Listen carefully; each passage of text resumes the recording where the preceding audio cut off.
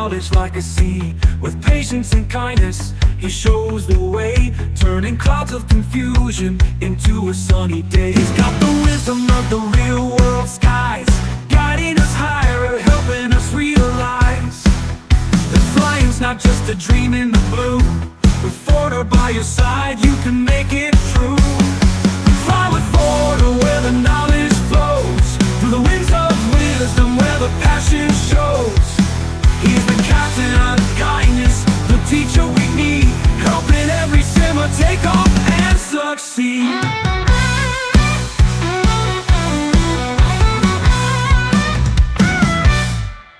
He speaks in calm tones, steady and clear, breaking down the lessons, erasing the fear. From takeoff to landing, he covers it all.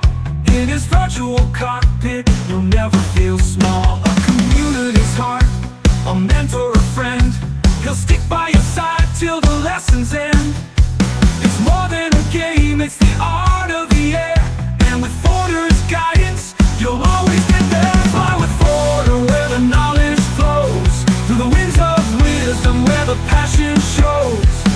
He's the captain of kindness, the teacher we need, helping every simmer take off and succeed.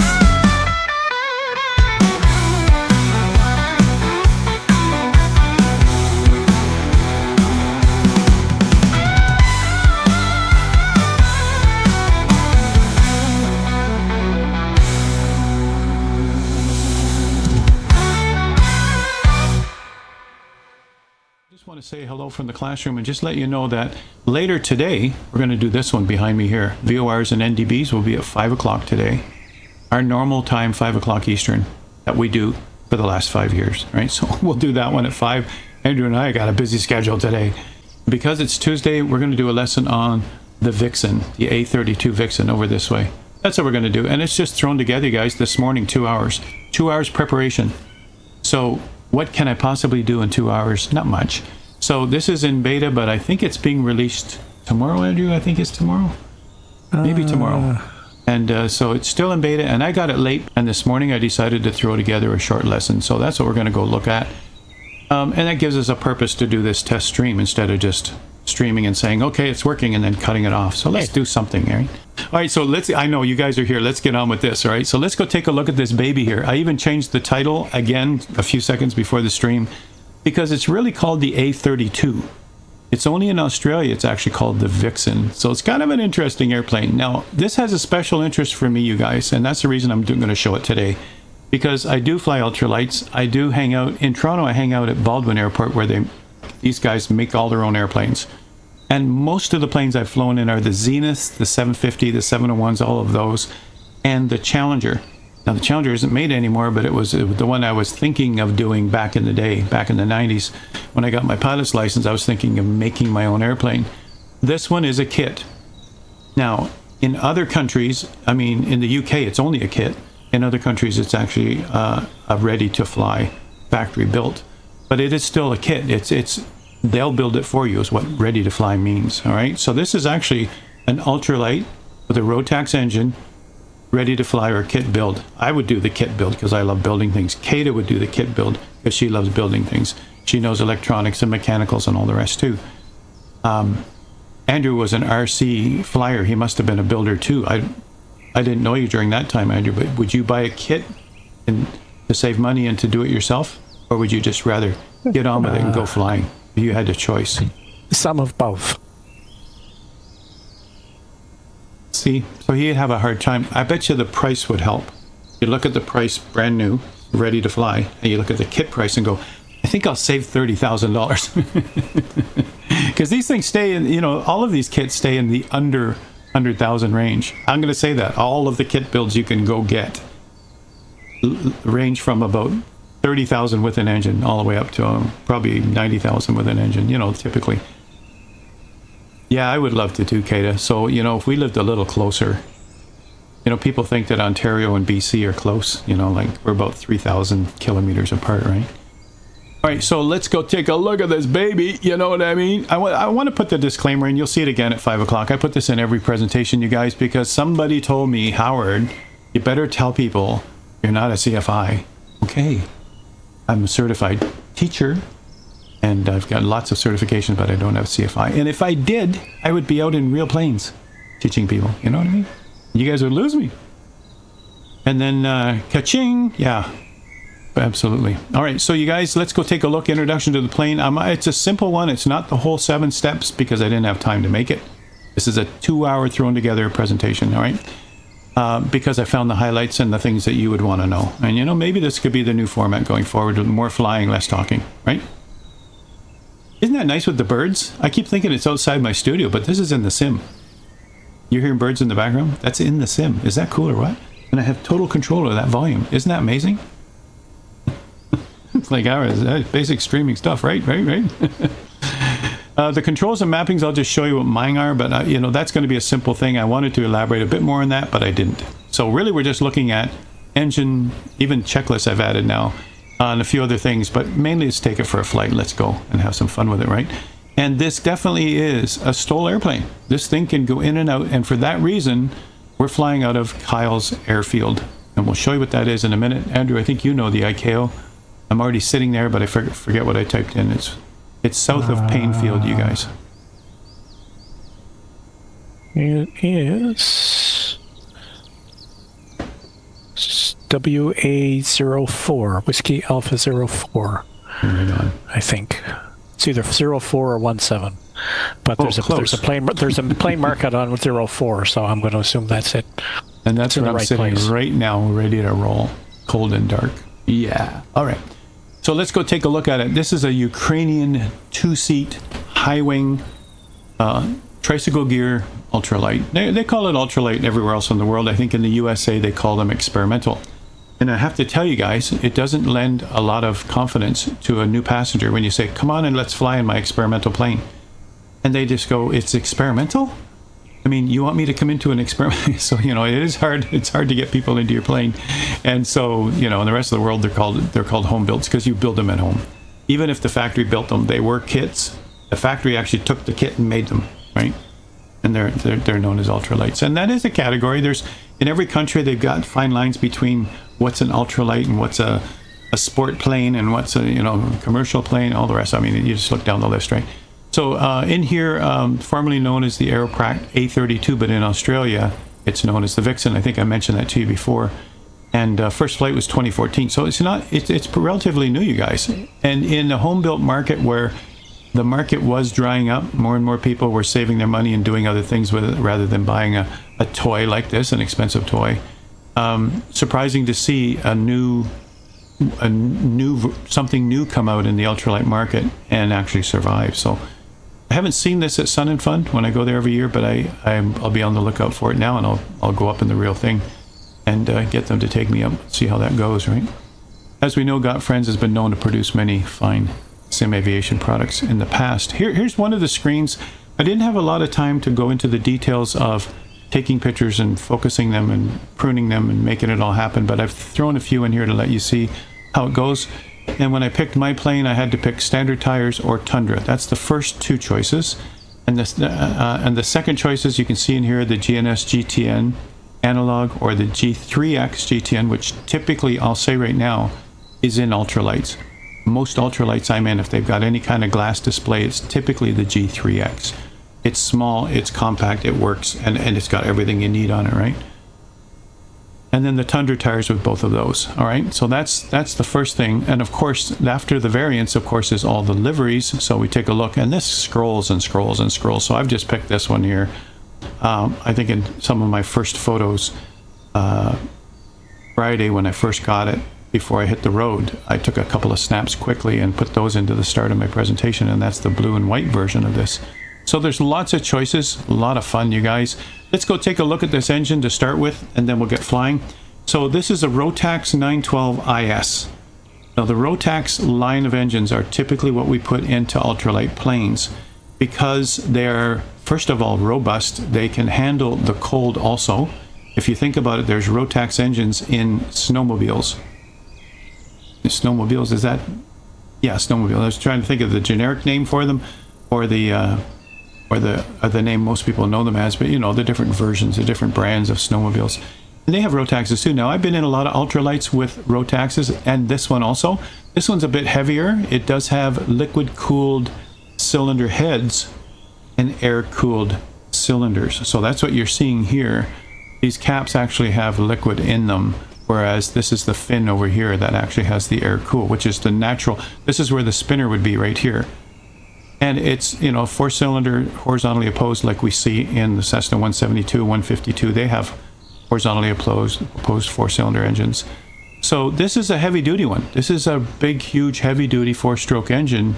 In the line of ultralights, this would be the granddaddy of them all, which gives you lots of power. We can get up and off that field in no time, and that's, of course, attributed to the design of the plane, too. But when you take a look at this engine, because it has liquid-cooled heads, that makes it heavier. Anytime you're carrying fluids, things get heavier, that's for sure. And it's a 4-stroke engine. Now, Rotax does make a 2-stroke engine for ultralights. It's underpowered, as far as I'm concerned. A two-place Challenger with a 2-stroke, or like a 2-stroke engine is first of all a mixture. Like a lot of you know, it's a mixture of oil and gas, because that's what they do. There's no separate oil reservoir, there's no separate oil pump, and so it blows smoke. It'll blow smoke, and it's underpowered. You're trying to get off the runway, and you know it's only for the lightest of ultralights.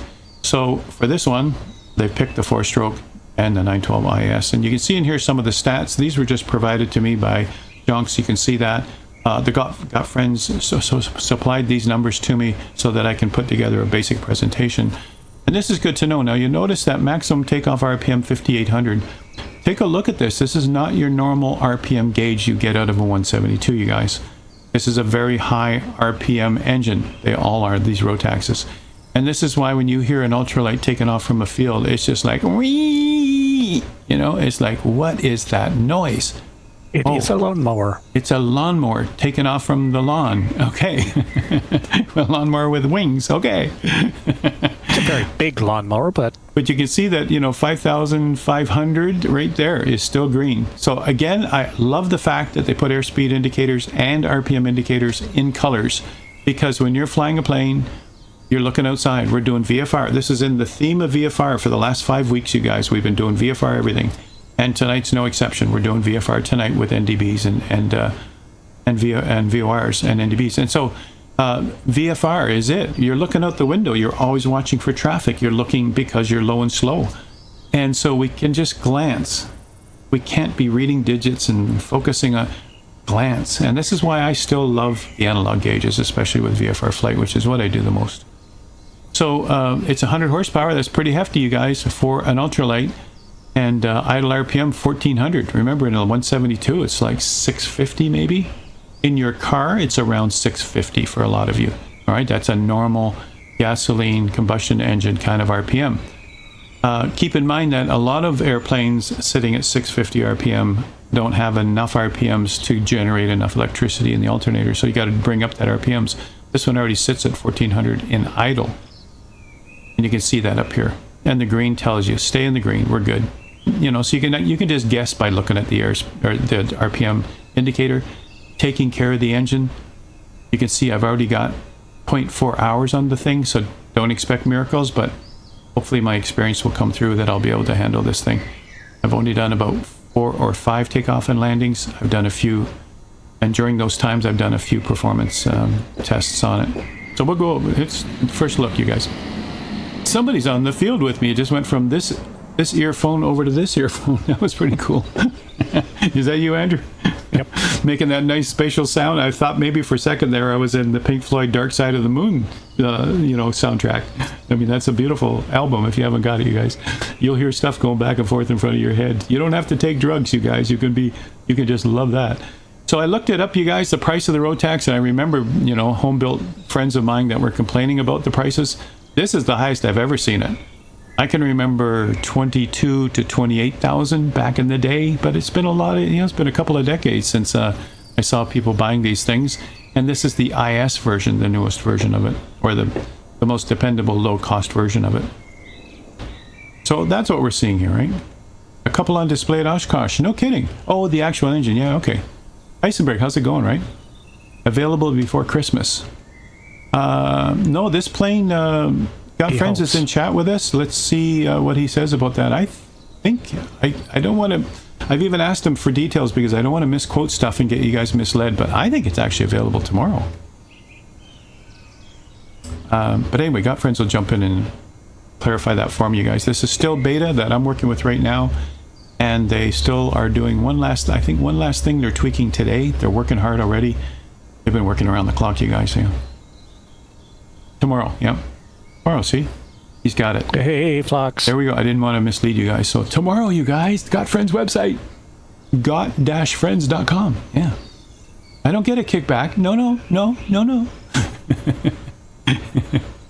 Glad I made it to Florida safe and sound. Well, I'm fooling everybody. I'm not safe and sound. I'm out of a hotel room. No, I'm just kidding. And he's not actually in Florida. That's right, yeah. I'm stuck somewhere in the Virginia mountains after the thunderstorm. They didn't go anywhere. They're actually still in Toronto. Yeah, I'm still in Toronto. Yeah, that's it, yeah. And can't you tell? I keep pretending that the studio was just built last night, but, you know, I'm still in Toronto. No, I'm in Florida. It's so hot. I was just pumping tires into our bicycles again because, you know, they're kind of flat after the winter, after the summer. But, you know, I was out there pumping air into the tires going, whew, this is a hot one. Already starting to sweat outside. And I really love Toronto this time of year. We don't usually come to Florida until November. When it starts to get so cold, we're starting to wear earmuffs, right? And so we're not used to coming to Florida when it's this hot here. And we still love the temperature back in Toronto. We can still love the trees and the colors and the fresh air and without being frozen. But yeah, so it's a little early this time of year, but we're here for the Author Fest, so we're good. You're observing him, and that influenced the results. See? All right, so that's the engine. Now let's talk about the V speeds. This is I couldn't do this again. I put together about 10 minutes before the stream started today. This is a snapshot right out of the plane. You know what? Again, every ultralight I've ever been in, I take a look here first and go, okay, there's my operating area right there. And the white area is the flap range. You know, it's perfect, you guys. This is how we do it. You guys know from all these years of doing the 7 steps, right? You'll notice that our flap range is here. Whether they say it in here or not, now these are the stats that was texted to me, and I just moved them over into my slide, you guys. So, you know, it's just to give you guys an idea. If you'd like this presentation, I haven't even got it on my Ko-Fi site because it's a basic thrown together one. I think I'll refine it a bit after stream tonight and add some more things if I need to, or wait till tomorrow's final version or something like that before I actually make it into a PDF that you guys could go get. All right, so just hang in there and take snapshots for now because I'm not making this available as a PDF yet. So, you know, all the normal stuff, VS, we're looking for VS, and we're looking for VY, and we're looking for VX. So I should have highlighted those like bold. Those are the 3 main ones right there. VR22. So, you know, we just start thinking about we're rolling down the runway. 22, which is right about here, we start to rotate, but we're still not minimum stall speed.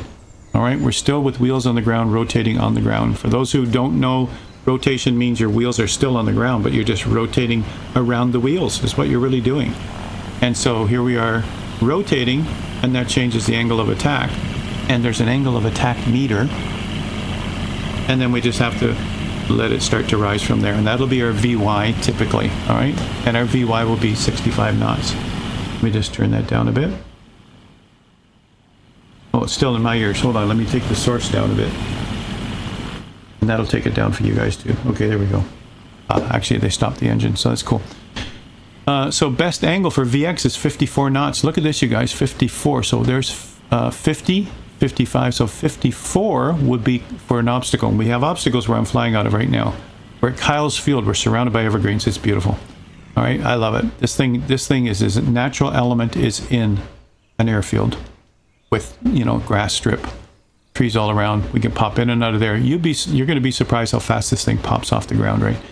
And I've only had, you know, 0.4 hours in it, but I'm loving it. So what we're going to do, our first takeoff will not be a performance one. We'll just do a normal VY. All right, and a normal VY right here, 65. Oh, sorry, VX is 54.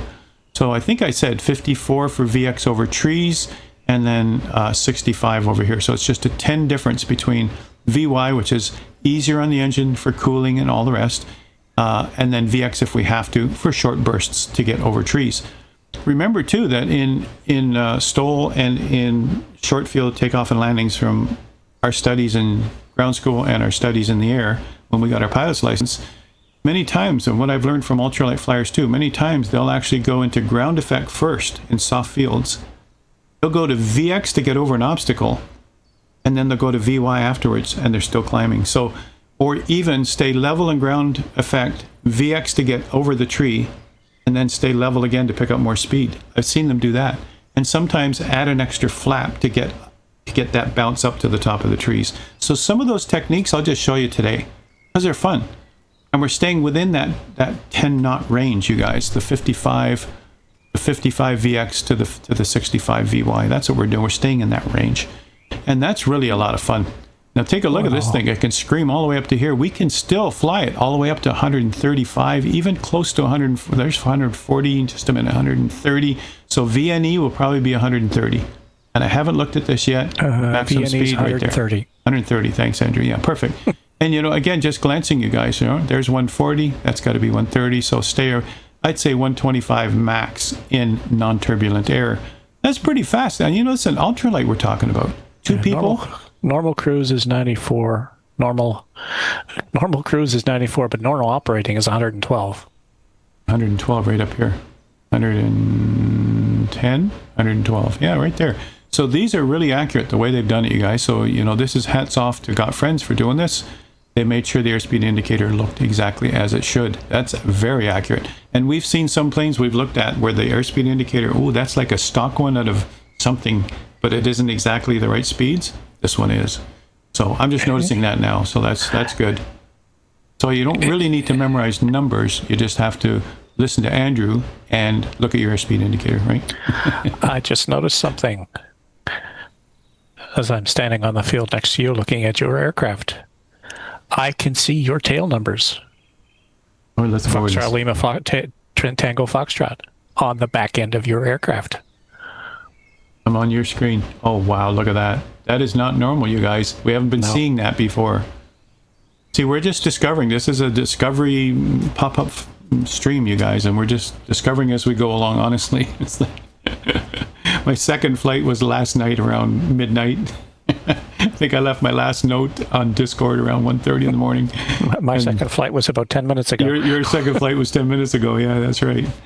And so...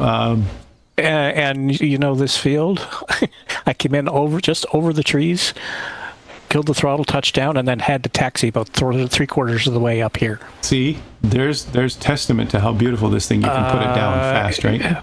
A51 hasn't been released apparently tomorrow. Tomorrow, yeah. Tomorrow. And this is why the Got-friends team is still working on it right now. They got to fine-tune it right up until release day, right?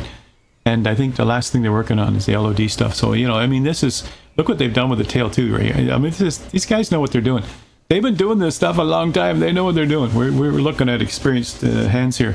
And Andrew and I had the pleasure of meeting these guys and hanging out with them at, I think it was in Vegas, right? Yeah. I'm trying to think of which FS Expo. 24. There was, I have to tell the story, Andrew, you know, there was Andrew and I, you know, with the camera and the microphone, you know, Andrew's holding the camera and the microphone I'm holding the mic, he's holding the camera, and we're walking around the shop floor, and we come up and we're waiting for Jane. Jane was there that year, right? And Jane and CDL and the whole Microsoft crew, and we were waiting over at her area to finally get to talk to her, hoping to pull her away from people, right? And say hi to Jane. So we're waiting to jump in like that, and we notice there's a fellow over here to the right, just sort of watching us. You know, remember that, Andrew? It's like, yep. Somebody's watching us, Andrew. It's like they're staring at us, right? So it's like, so we're ready to film Jane, and I just said, "Hey, how you doing?" And he looked over, and we started talking. He's one of the Got-friends crew, and this is the fellow who actually did delivery for me with my name on it on the F4F. You know, it's like, wow, we get to meet the actual people that do these things, you know. And then, of course, at Grand Canyon, of course, we get to see some more Got-friends guys, right? So, you know, we've had a relationship all these years, and they're a core team of really super guys that are brilliant, and they just take every project, split it 25%, and they go nuts. Yeah, and this is what's happening right now, you guys. So. It was kind of it was kind of funny. I can never remember. It's I can't remember what his screen name is now, but he didn't want to come talk to us because he didn't want to be on camera. Well, I think he didn't want to interrupt it, you know, and that's respectful. He was staying off camera and waiting for us to have a break or stop focusing on what we're doing. And that was very respectful. So, the nicest people you can ever meet, you guys. And so that, I think it's important to connect with the people who make these things. We only see the name in chat, and we only see the product come out and go, oh, wow, we have no idea. They spent hours all night long, too. This is why I said, that's it. I'm going to make it happen today, because they're spending a lot more time than we are just to show it to you. So, it's good to see that they're not snobs. They're not unwilling to talk with us. They're actually super people. So they just happen to be great programmers too. Yeah. So, okay, we've rung out this thing. We got an idea. When we're flying, we're just going to be keeping it in here, but we're going to look at the numbers when we're doing takeoffs. I want to do the VY-VX thing. I want to show you that typical thing we do. And I'll say this to you guys, because with ultralights, a lot of the STOL airplanes, even not the ultralights, even the production STOL airplanes like the MAL, etc., they don't have electric flaps like our 172, like our Cessna line. They have a bar either on the floor that they pull quickly when they need it, or they have a bar up above or up above. Depends on the plane, right? I think the MAL is up here, and I think, this one is in the middle. I've just noticed where it is here on this one today. And typically what we'll do as we're holding the yoke, this one has a yoke in it, as we're holding the yoke and we're doing our VX, we might pull another flap just to get over that tree. I mean, can you imagine? And it's immediate. It's connected mechanically. So when we do that, now you and I at in our home studio don't have a flap lever up here. When you hit your flap button or wherever you've got it mapped, even the default Bravo flap switch, you'll see it's immediate, because it would be a mechanical push. So that's really cool. That's needed to do the same effects that you would get in a normal ultralight, and that's what we're doing here, right? Tomorrow, the full release or the beta will be available. Got-friends is right there. They can answer that question. Yeah. Release. Yeah. Okay. So it's the full release. Release. Yeah. Release with an exclamation mark. When they say it's available tomorrow, that's what they mean. It's only us streamers that have it for now, because we can check it out and ring it out and then try to make some kind of intelligent presentation with it, right? We're cheap advertising. Well, yeah, it's advertising, but still, it's exposure. We're just happy to get a product and go ring it out and figure it out, right? I love that. So I love it that they allow us to do that.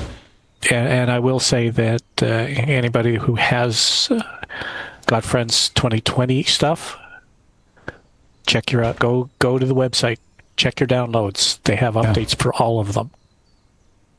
They're not necessarily all 24 native, but they are all now 24 compatible, including things like the canoe. So, the canoe too, Andrew. Oh, that's cool. Because we were talking about that the other day. We said, now this is a river we need a canoe on. And then we didn't know if it would work in 24. So that's cool. As far as all the products, you guys, I mean, I downloaded all my Got-friends products with their fresh updates, because you don't know what's been updated. You don't know what version you have. Don't worry about what version do I have and do I leave it, or just bring them down that you have, re-download them, and reinstall them all, and that way you can be sure you've got the latest versions. And those guys worked very hard to make that happen. I mean, people might think that, it's just an update to make it work in 24. They had to figure out all the new variables and the simvars, and they had to figure out a lot of stuff and make it happen. And then some of those obstacles, they had to figure out how to get around them. So, going to a new sim to make things compatible was a big job, you guys. It's on the Got-friends website tomorrow, and then probably next week or the week after on Marketplace. Perfect. And that's how it usually works, you guys, with the Marketplace, right? Yeah.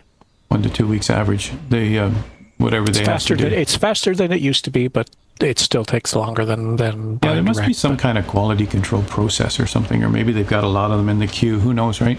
I don't understand why it would take that long, but so let's come back over to my screen. Let's go back into the classroom and let's just have a look here, you guys. We've done the airspeed thing. We'll go take it out for a spin.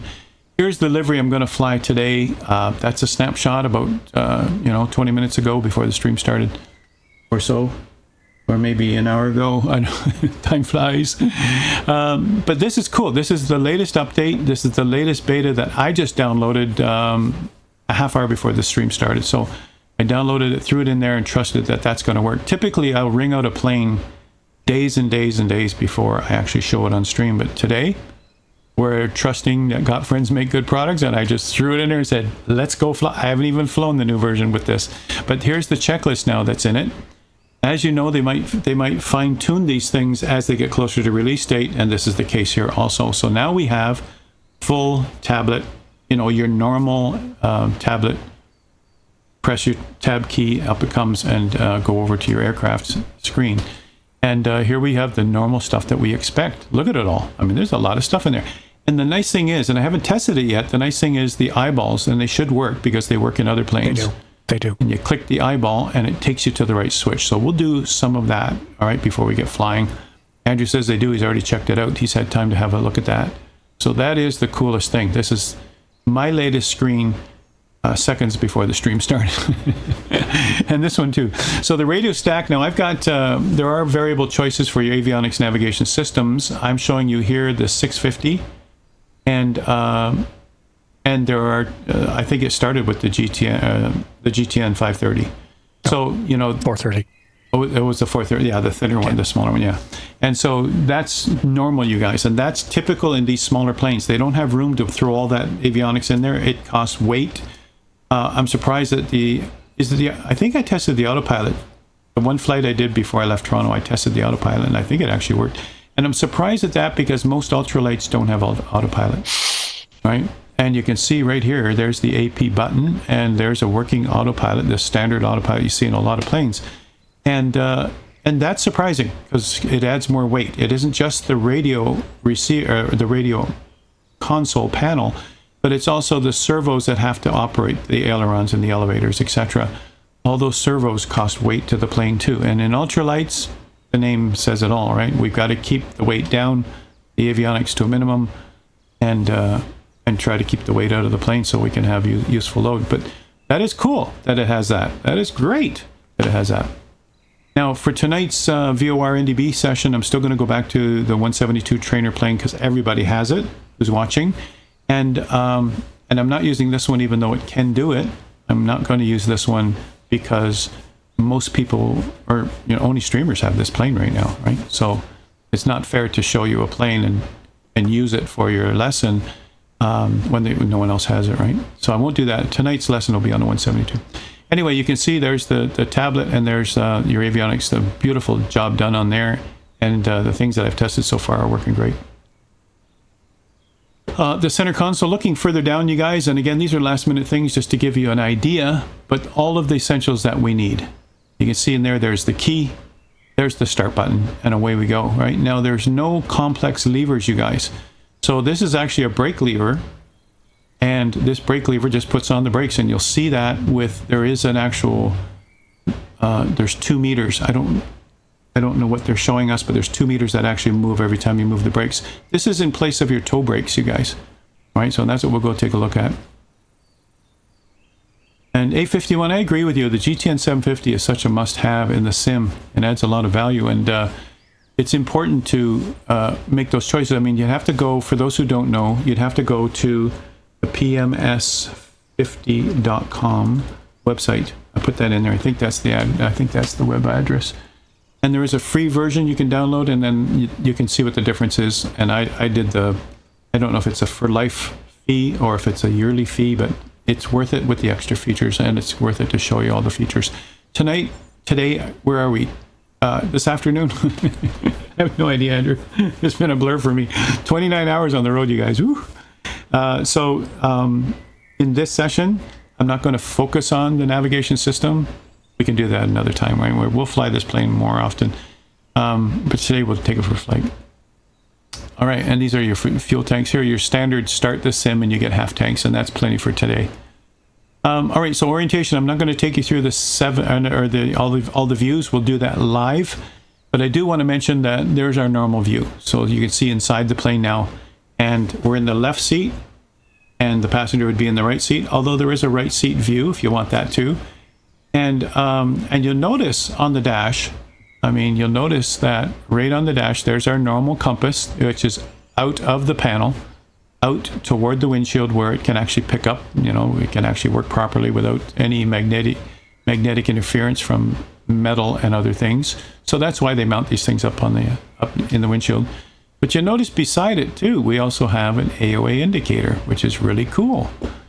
And I honestly think, if I remember correctly, I think this would be our GPS satellite receiver right there. I'm just guessing at first look, you guys, from being in planes for years. That's what that looks like. It looks like the satellite receiver for GPS for the 430 or the 650. And then the standard 6-pack. So there's our 6-pack. Take a close look. It's very easy to glance down and see everything we need to see. All right. Now, typically RPM and VORs are not in the 6-pack. That's why they call this the 6-pack. But still, all of these, I guess I'm going to have to call it the 8-pack now. But all of these are easy to read, easy to see, and they keep the most important things right up in front of our eyes, just below the glare screen. There's our speed, our RPMs, two important things in ultralights, of course, because of the high RPM engines, and then the other stuff that we might need. I'm still surprised to this day in a non-IFR plane that they wouldn't put your heading indicator up here and put your artificial horizon down here, because you don't usually need the artificial horizon in VFR. You're out the window. You know, mostly sky, some ground, you're climbing. Mostly ground, some sky, you're diving. You know, the angle, there's 30 degrees. You can tell by the look outside the window, and that's what they teach you. You don't really need to look at this instrument, so why have that just below your glare screen? You know, put the more important one in there, which is your heading for sure. Anyway, don't forget this is a gyro instrument, you guys. You have to set it to your compass. They spoil us in the sim. They set it for us already. It's got the right setting. But you should get in the habit of actually setting this according to your compass on level ground. And then we should also use the heading bug for our winds. You know, you don't usually use autopilot in an ultralight. We're going to be popping in and out of fields. So just use that for your winds, just so you can remind yourself where the winds are coming from, all right? And make those corrections on the ground or in the air, right? Yeah, no kidding, you guys. I had to actually change the lighting and actually had to move the plane so that it wasn't too glaring. I mean, it's actually beautiful, but to give you a clear indication of what these look like, you see the glare in there? When you look back at when I did the actual airspeed snapshot, I had to actually change the angle of the plane so that it wasn't glaring on it too much, so they can give you a nice clear picture. And that's a beautiful effect. I mean, that's just wonderful. You bet. And so very simple, you guys. We all know how to fly a 6-pack. We can fly this plane. All right. Now we got an idea about that the airspeeds are accurate here. We'll stay in the green. That's our general rule. We'll use the flaps in this range. Look at that. We're all set to go. And just remember, don't exceed the green parts. That's really a good way to keep your engine in running condition, right? And you'll be happy, Howard. I don't know if you noticed the seatbelts closed. Did you hear that, you guys? Andrew said the seatbelts are closed. I'll have to go look in the plane and say, do you have it, Andrew, on your screen? Yep. Let's go have a look at Andrew's screen.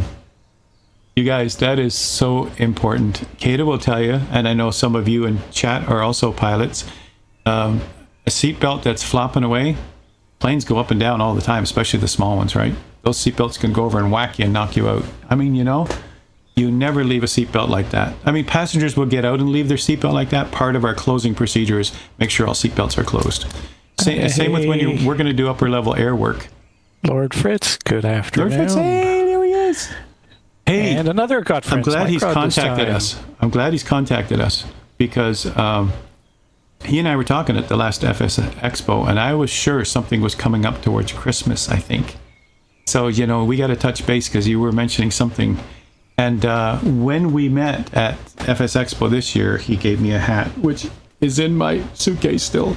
But he gave me a hat and a t-shirt. That was really cool. And it was just good to meet face-to-face with people. This is so important to go to FS Expo, you guys, and get to meet the people that you work with for years, right?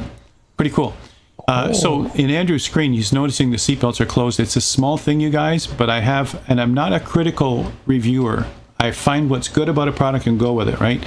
And if something isn't good, well, I might mention it. Like I did only once mention that, you know, in the next version, could you please close your seatbelts? I said it to some other developer, and I just don't remember who it was. But in the next version, sure enough, the seatbelts were closed, because in real life, that's the way it would be, right? Well, that's nice. Got-friends MSFS. Important to note that we support the PMS-50 and the TDS units. Important to note the varieties included because this specific add-on will be used by Heavenbound Aviation for their students to get comfortable before flying the plane for real. They've got there's an aviation company, Heavenbound Aviation, that will be using this aircraft. So that scenery is included with this aircraft as well. For their students to practice before they get in the plane for real. That is cool, you guys, because all of their students will be using this plane in the sim and flying out of their airfield. And that's important. This is my history too, you guys. I've worked for years with sim machines like Buttonville Airport. Pilots would come to me first. Students would come to me first. I had a whole room. Microsoft sent me the software and I bought the hardware, and we had this whole room full of sims, and they had to learn on the sims first at the same airport with the same runways and same frequencies. And they had to do everything there until they're comfortable. And then when I graduated them, they moved into the real flight school, into real planes, and they were already up to speed. Zoom. They knew the panel, they knew the frequencies, they knew the runways, they knew procedures. It's a powerful thing to use the sim if you're using it properly and being trained by people who know what they're doing. And so this is the coolest thing, Andrew, that the fact that this plane will be used by them too. Yeah, Got-friends Microd saying they're already using the A32 Bring your mic for up, IFR training Andrew. to get used to the G3X. Bring your mic up there, Andrew. Sorry. Yep. Okay, I heard you, but I don't know if the rest heard you. Yeah, no, Microd saying they're already using the A32 for IFR. So they get used to the G3X. And they got real sim gears involved in building the panel for them. Very nice. Well, they do a great job. And I have real sim gears here, but I haven't set them up yet. I haven't unpacked them. I have the G1000 real sim gear. I was one of the originals to have one of those. And I'll be using those in other flights too. But, you know, I've been tempted to get that G3X. It's in so many planes. It just costs money. But anyway, this is fun, you guys. I mean, so I want to ask Got-friends, you're saying that scenery is included with the aircraft. So is it in this version of beta? If it is, we'll fly this airfield where we are right now, and then we'll just pop over there and let everybody see what that looks like. That's cool. All right, so take it for a spin. It's as simple as that. It's no big elaborate 7 steps, you guys. I just did the essentials. Checklists, speeds, and let's go jump in the plane and see what this is all about, right? Don't stall. So five Oscar 18? Or Oscar 18 India? or India 8. I would bet it's 18. Let's see. It's McKnight, so we can find that, right? So we'll go do that. But we're, you know, right now we're at Kyle's Field, letting you guys see where we are. This is what I planned, and we're there. We don't have to stay here long, but we're just going to ring it out a bit, and then let's go over to finish over there. So this is Kyle's Field we're in right now, which is WA04. It's 5 Oscar India 8. Oscar India 8. Okay. And my flying knee pad is not unpacked yet either, so I'm going to have to use this. Say that again, Andrew, so I can write it down. 5 Oscar India 8. Okay. I use capitals on India, so I know what it is. Yep. And that's Oscar, not with a slash through it. Good. And the last one was an 8 or an 8? The last one's an 8. An 8, okay. I want to write it down because I want to go back and do some screen snaps of that for the final version of my presentation. Way cool. All right, so I'm coming into Kyle's Field right now. So this is what you should be doing, and then I'll do the same thing. But you don't have to do it today. You don't have the plane, but make sure your controls mappings. Oh, sorry, you're not on my screen. Make sure your controls mappings work with your checklist now that we have today. I can go in and take a look at that. We'll head to the aircraft, do the walk around, startup, and instrument check, and then do some passes and try not to crash. Well, I'm gonna have some fun with this. I love this plane. Well, let's go. I love ultralight, so let's go. Let's see what we got on the field here. And as I do that, oh, there's Andrew. Okay, cool. Wow, look what he's flying, you guys. Look at this. It says it right on it. That's cool. Yeah, that's what I was going to say. You actually get multiplayer tail nut custom tail registrations on showing up on the other aircraft. That is so good. All right, so can you guys teach everybody else that? Yeah, show them how to do that, will you? Now we could do the normal walk around. This plane. Oh, I better turn the sim down. Sorry, guys. This plane does come with variants on the wheel pants, so as sexy as these are, and they might save you a knot in the air, I like the real wheels. If you're going to be in a lot of mud and stuff, then sure, these are handy. They do help, with your airstream also, but it's harder to do your walk around. Of course, you can't see things as well. You're supposed to look at the brake pads. You're supposed to look at the lines to make sure there's no leaks. You're supposed to be able to see that whole tire properly. Here, we got to get right down to see the tread on it, just to see how it's going on all three. So I like the non-wheel pants version, and so they have that, and that's cool that they actually have that. Be careful on this plane, like I've seen with a lot of ultralights, as you walk around, it looks like the airspeed indicator, the pitot tube, I mean, is right here. And I've actually seen people bend those as they're trying to get under the plane and look around and stuff, right? But here we're in the sims, like we're not going to bend it. And there's the leading edge, there's our lighting right there. I think the wigwag feature, there's a switch for wigwag. Isn't that supposed to alternate the lights? The landing lights, I think. But anyway, we'll play around. So, my Xbox controller still doesn't work today. Okay, so it doesn't work yet, but I'll have to figure that out. It's the only thing I didn't get working before today's stream. So I can't walk around the plane conventionally. I wonder if the W key still works. W key, right? Oh, yeah. Okay, so I can use these keys. Sorry, sorta. There we go. Oh, yeah, look at that. We can do this. And then I'll use my right mouse to turn around. It's kind of clunky, but we can do it this way. Three-bladed, wow, I'm tired. Three-bladed prop. I still got a whole day to go. Yeah, okay, Howard. Don't say Peter Piper picked a peck of peppers. Don't say it. Now, you notice that the doors on here, you guys, what's my zoom in here? The W key. The doors on here, they are modeled so well. Look at that reflection tells you that it's actually a curved window. I'm serious about this because it gives you, there isn't much room in an ultralight, honestly. I'll say two adult males, let's say it that way, with shoulder to shoulder. Our shoulders are actually touching. You ever been in a 152? Same thing. And so when you look at this, typically those doors aren't just straight back, because then we're rubbing against the windows, right? They'll typically bow them a little just to give us that little extra room that we can work with, right? And you can see that kind of reflection when you look at the side of it. You can see just by the curve here, you can see there's some kind of reflection going on there. Kind of neat. And so let's just have a look at this S key. I think there it is, S key coming out.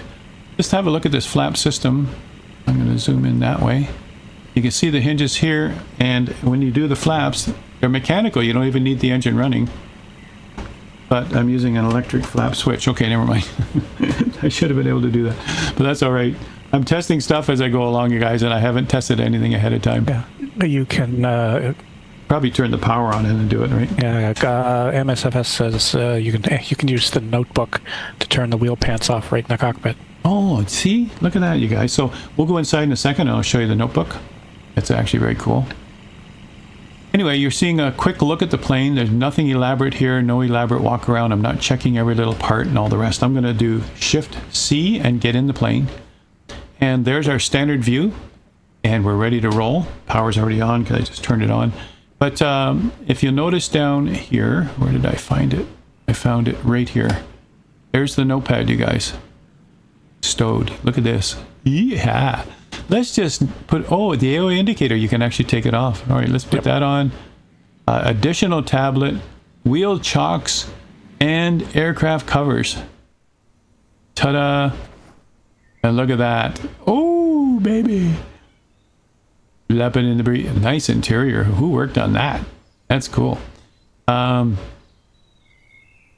that's a checklist because I clicked on it. Yeah, that's why. Okay, so you can see in here we'd have to remove those on our normal walk around, and like we know how to do, we can easily do that too. Come around to here, take off something over here. Oh, yeah, you got to have that front one taken off, where it's going to over temp. For sure, it's going to over temp. Yeah, there's an engine cover and there's prop blade covers. And there's prop weight covers. Prop what? Prop blade.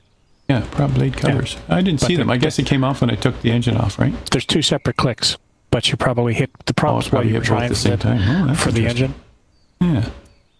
Cool. All right, so the gear accessories, that's what they're calling them here. And it says in the description, toggle the mud guards in the Tundra version. Fairings standard. Okay. Fairings, that's the word. See, these guys know what they're talking about. Get back out of the plane. And that's what I prefer. Let's go to the mud. Come on, let's do it.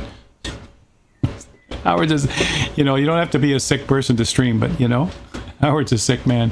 All right, so cabin doors. Oh, we don't need no cabin doors where we're going. But let's put them on. I want to show you an effect. All right, let's put them back on. Your accessories, okay. AOA, I like that. The additional tablet, I'm not sure what that means. Is that this one? It puts That's a our tablet on the right-hand side. That's the normal tablet, though, right? Isn't that from us, from the sim tablet? It sticks it there. Oh, I see. We could take it off.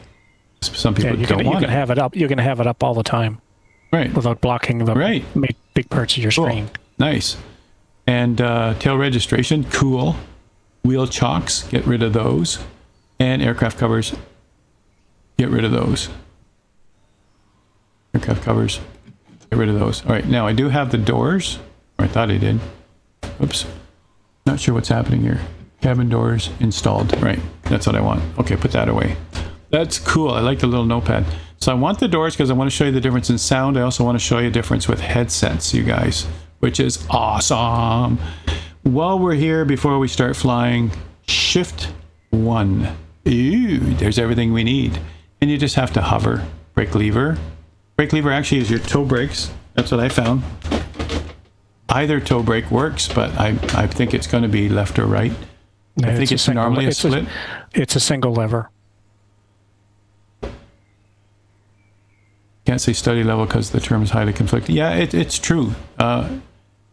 You are, but put it this way, and you guys know on this channel, I've said this all along, Andrew knows it too, study level used to bug me because people would say that in chat, oh, but it's not study level. It's like, oh, why not? I'm studying it right now. And so, in the real sense of the word, you guys, if students in my Udemy courses are using this airplane to study and practice becoming a pilot, which they do, and the 172 and all the other planes that they'll use in their studies, then it's, you know, the whole idea of study level is a certain bar that you got to cross over, and then it's a study level. If every last circuit breaker works, then it's study level. You know, like, it really bugs me all these years, but now I've come to terms with it, and it's like, okay, I get it. These are the perfectionists of the world. If it doesn't have every circuit breaker working, you got to call it near study level or not study level. Forget about it. If you're using this plane and you're learning stuff and you're studying the manual, you don't have to use the word study to be a study level aircraft. If they've got everything that you need to continue practicing, then yeah, you're doing study level. But you know, that term just, some people just don't agree with. But it's all these years, it's just unbelievable what people think. But anyway, so there's 2, there's 3, right over to the stack. All right, and we can go here and do things. For now, I'm going to put this right on Alt for altitude reporting. We're good. 4 gets us our center console. We're going to need this for startup. 5 gets us up to the flaps lever, and that's the flaps lever. There's up, 1 down. Look how easy that is. 1 down. Now there's actually a lock on it that'll hold it there so the vibration doesn't change your flaps, and you can actually see that animation. There's a lock pushed in. As you pull it down, it pops out of that lock, and then it falls back into the next lock. Watch it closely. Boom. Oh, you can hear it too. Hold on. Hold the phone. Wait a second. Close the front door. Get out of town. All right, you ready? A stupid little thing like that, they probably spent hours on, but it's so cool, right? That's what metal sounds like in a plane. This is why I get excited about these things. You know, it's like Howard hasn't even flown the darn thing yet in this session. All right, so there's our flight sim. Welcome. Welcome to the stream in the middle of the day. I didn't even have lunch so I could make this happen, you guys. You see the sacrifices we make? So here's the fuel for the right tank. Manual stuff. Remember, it's an ultralight. Ultralights need simple things. Gravity fed. That's probably the line right there. I don't know. Maybe. But, you know, gravity fed. And just like these kind of valves, even in your home plumbing system, when it's in line with the flow, then it's open. All right? When it blocks the flow, this would be blocked. It's closed. It's blocked. Think of it as a blocking the flow coming down. Think of it that way. All right? But, you know, they've got to label properly. But that's how it works in your plumbing at home, too. If it's in line like this with the pipes, then it's letting the flow come through. Flipper alloy. Oh, I didn't do that for VFR Flight Sim. Okay. How you doing, guys? Am I in a good mood? You know why? Because the sim setup's working, and we're playing with a plane that's working. I got twofer right there. Yeah. And there's the other one, of course. All right, so that was shift 6. 7 takes us over to looks like a normal view. Maybe I'm wrong. 8 lets us look at the floor. Now, this is a very interesting floor. This is a texture that only carpet installers know. I'm just kidding, you guys. All that matters here is this, the master battery connection. You thought I really was going to talk about the carpet on the floor, right? Look at it. It looks like carpet on the floor. It's supposed to look like carpet on the floor. And there's the actual door. Okay, I'll talk about the door later. But this is very common in ultralights because you don't want any battery bleed to anything, right? So you would actually have a master switch on the battery connection. This is cool that they incorporate this. And I'll bet you they incorporate this because their school needs it on their checklist. I'm going to guess now that I know the background, right? The school would say, you know what? That's one of our checklist items. You don't even have one. So they made this happen. They put in another 100 hours of coding, to make sure things happen. That's pretty cool. And you notice we've got yokes here, very simple yokes, but yokes, which I'm very surprised. Most ultralights use a stick because sticks are less weight and easier to install, easier mechanical behind it. But this has a yoke on it for sure. Sorry, I'm geeky and more interested in the underlay. Yeah, that's it, VFR. So the underlay on this carpet is premium, 1/4 inch. No, I'm just kidding. And that helps reduce the noise and the baffle. And sure, Howard. I think Andrew's rolling his eyes, but you don't see him right now. So what did I do? I got up to 8. 8 was there. The the master battery switch. Oh, this is a nice view, almost like helicopter view, right? Some of you might want this view because that gives you your peripheral, right? Yeah, you might want this view because that would be more like, that gives you more of the peripheral of how when you're flying. Yeah, that's cool. And all right, that was shift 9, I think, and shift 0. Oh, we get to look at the back, and somebody's up in the air. That's Andrew. He's already flying, you guys. Look at the back. It's got enough room. I'm gonna guess a maximum of 20 pounds of flight bag. Am I guessing right? I haven't done a weight balance, you guys. But I think I have the Got-friends weight and balance thing. If I put it back in, would that be this guy? No, that's not this guy. What do I know?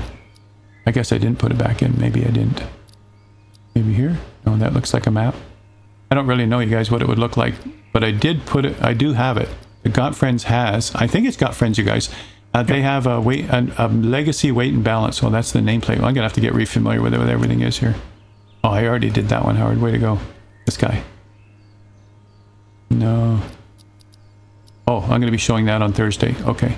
So, you know what the icon looks like? VFR Flight Sim. Thank you. Thank you. Thank you very much. Oh, thank you very much. Thank you. Oh, thank you. I'm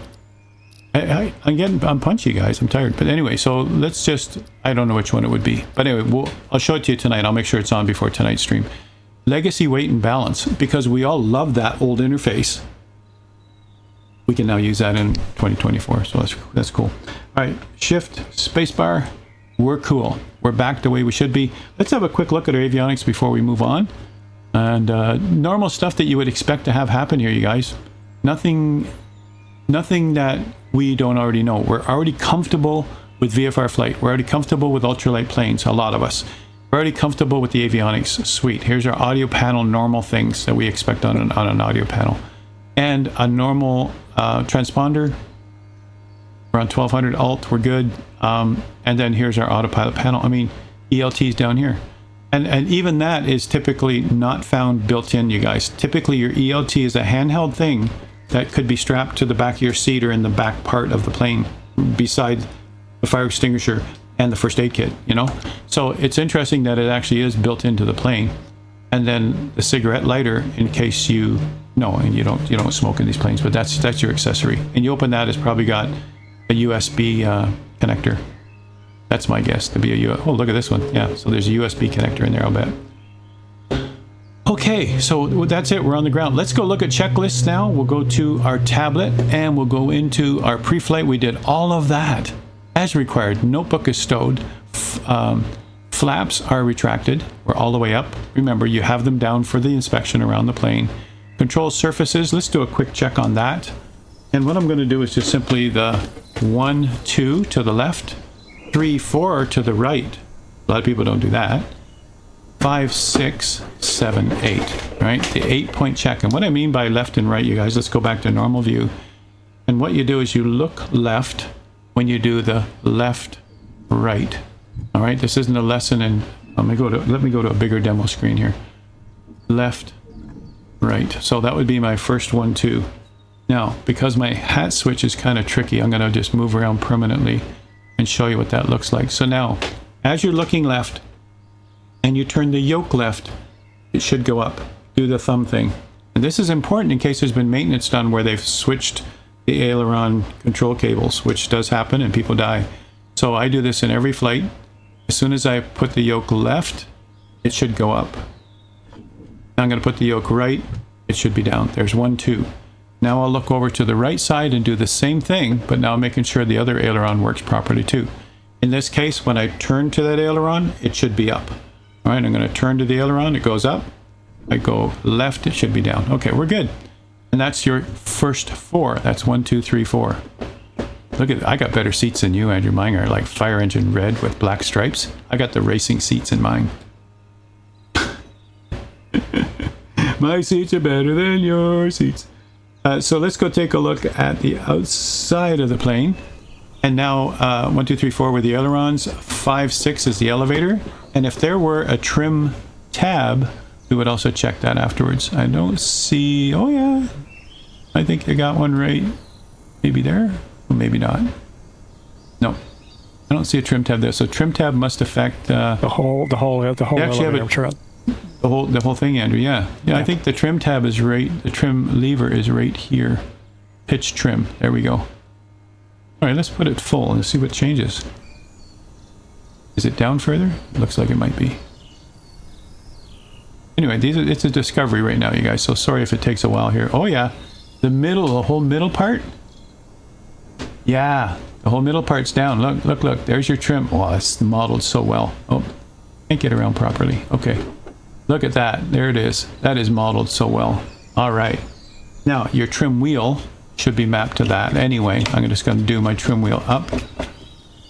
Yep. It takes a while because I was in full down position, but you can see how much faster that would be. Yeah, there it goes. It would be a lot faster to do the extremes right here. Now I'm going to go all the way up. And that should be in the up position. Yeah, it is. Look at that. Sweet! Now, while you're in the plane, that's why they have a back window. It's not because someone's on your 6, but it's because you want to check that. You're making sure your trim is actually working. You're looking through the back and seeing that the trim is actually working. Hey, did you guys know that? Dana knows that. But you know, that's why we look back and we make sure our trim's working. Part of our checklist items, right? All right, back in the plane. Now, I don't know where center is. I guess you'd look at the digits there. Center is going to be 0, like that. Somewhere around there. But takeoff is probably a specific position. But we'll leave it neutral for takeoff and see how it goes. Andrew just touched down, and he's going to stay there and not hit those beautiful trees afterwards. So look, there's neutral right there. And typically your trim wheel has to be in a takeoff position, but well, we're okay with that. Look at this thing. I want one. I want one. I have one. All right, what's this one here? Throttle friction, vibration effects. Okay. Huh.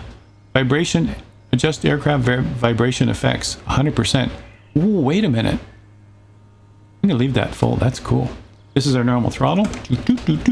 And over here we have, right there, the parking brake valve. Now I just used my Bravo switch that's already mapped. Listen to that. So many nice sounds in here. All right, let's start. Okay, let's go to this checklist and get off the ground. Let's do something. Okay, that's done. Before starting the engine now, left fuel valve is open. We know that the fuel valves are good. Master battery on. All right, so master battery in the on position. And this is our start power. And it says momentary. It's your starter. The motor that takes the most amount of current from your battery to start that engine. That's what it is. So you got to make sure your fuel's in place, everything's in place. I didn't see a primer. I didn't see a mixture lever. Look at this, you guys. Look how easy these Rotaxes are. Now, the one Rotax I was flying in a Challenger, which is a tandem ultralight, the instructor that was helping me learn this plane would reach up and turn off the engine. It was mounted on the wing. He'd reach up out of the window, turn off the engine, say, this thing's a beautiful glider, and we had floats too. We glided down, landed on the lake. And he reached up and he grabbed the handle just like on a lawnmower, and he went, and it started up. And it's like, whew, you know, that's how he did it. Because it was a Rotax 2-stroke sitting up on the wing. It was like, why are you kidding? These things just work. They're dependable, these Rotax engines, right?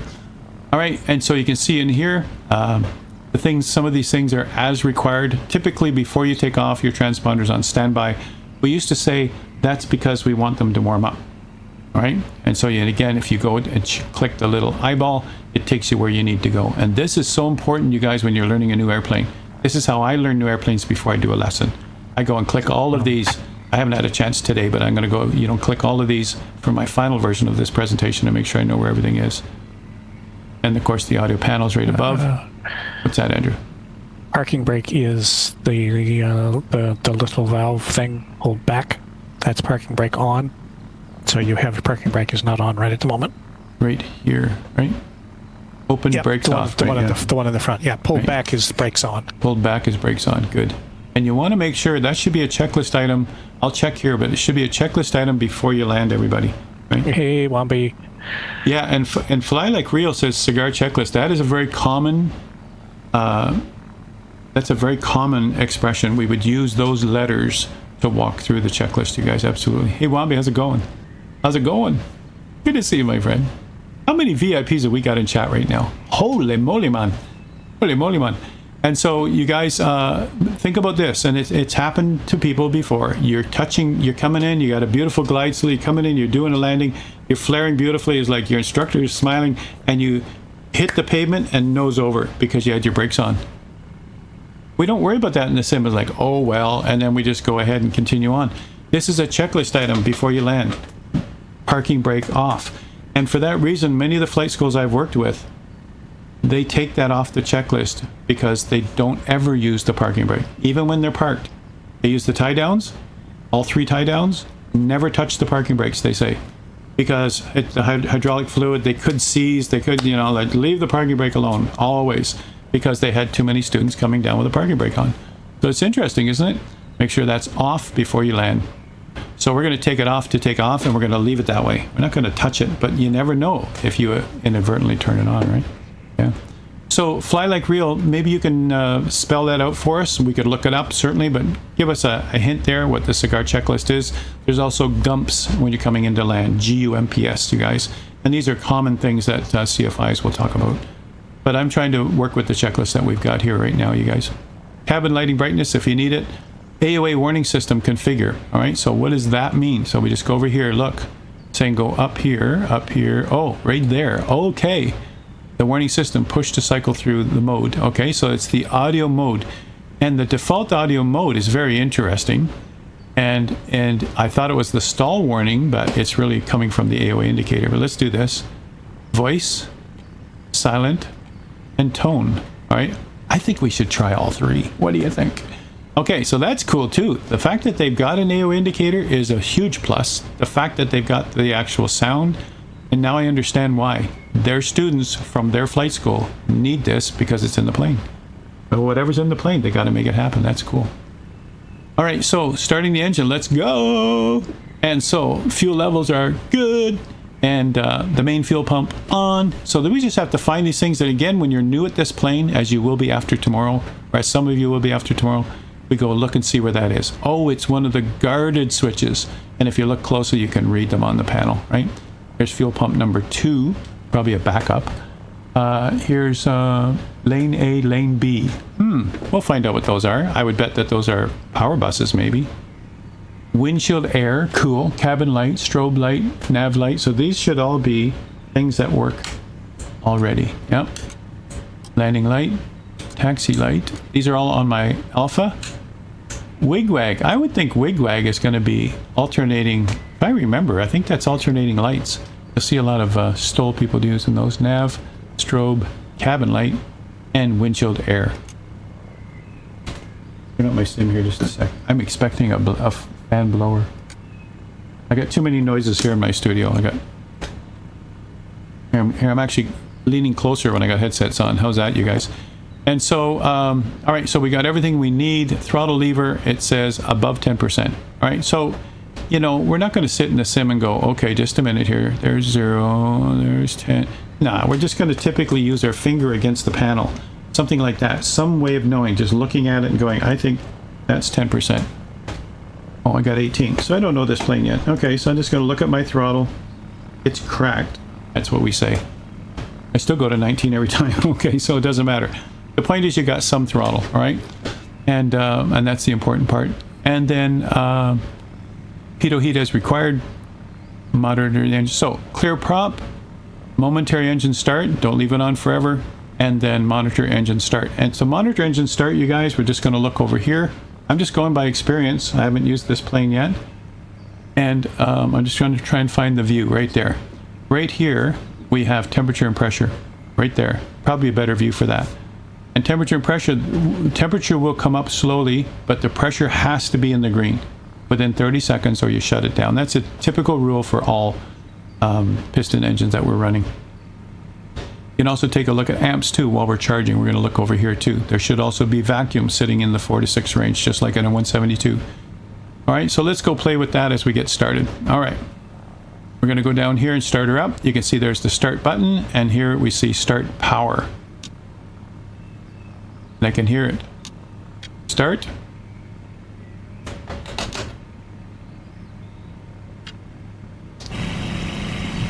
Someone else's engine, that's what I'm hearing. Okay. So, go back to here. If it doesn't work, you guys, throttle lever's in the right position. We're going to say clear prop, momentary switch. That's that. And monitor engine out. Or monitor engine out. Monitor engine instruments. All right, so I do have power on. Go back to the power switch. Did you flick the switch? I'm just wondering which switch I missed. The main fuel pump here. Ah, fuel pump. No, I turned that on. Okay. And then backup fuel pump. Oh, they want the backup one on too. On. And then this is set battery master on. And this battery master here, I think it was shift 5, 6, 7, 4, 3, 8. There's 8. That should be in the on position already. That's the master battery connection. Okay. Yeah, well, your GPS is on, so your battery's on. Yeah, I saw that was on, yeah. All right, momentary engine start right here. That should do it.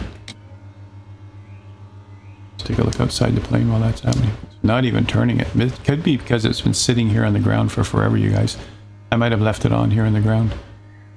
Yeah, that's all it should be. That's it. You have to push the start button. Oh, momentary while you push the start button? Okay, hold on, I want to shut that down. Hold on. It's a little switch. You flick the little switch up, and then you push the button. The switch stays up for... The switch will stay up. 10 or 15 I see, because it did say momentary, so I was holding the switch, you guys. Okay. Yeah. I just did this for my... The switch comes up, and then you push the button. And if it doesn't start, you leave it alone for about 10 seconds, the switch shuts down, clicks back down again. Cool. Isn't that cool, you guys? And that is cool. Oh, 3 seconds, okay. Yeah, that is so cool. And I'll say this, you guys. You can't put 2 fingers like you do, like in the Spitfire. It's got 2 buttons you push with 2 fingers. Here, yeah, how do you do both, right? So that's cool that this stays on momentarily. But when it was calling it momentary, I was holding it and then letting it go. So that's where I did it wrong. Right? It says right on it 3 seconds. Okay, so that'll stay on for 3 seconds. And start. Prop clear. And hear how the high revs already, and I'm going to immediately look over here. You can see my pressure's in the green. That's the first thing you look at, all right, in all planes. And my parking brake is on. Yep, I'm just making sure I'm not rolling. So while that's running, I'll turn it down a bit. Matter of fact, let me show you something. Let me show you something while I got parking brake on. All right, let's go here, here. Here. Where's my default? Right there. All right, I'm going to bring the RPMs up. Oh, temperature's in the green. Bring my RPMs up as if I'm doing an RPM, a run up. You can hear what that sounds like in the sim. Pretty loud, right? Now, you think that's loud.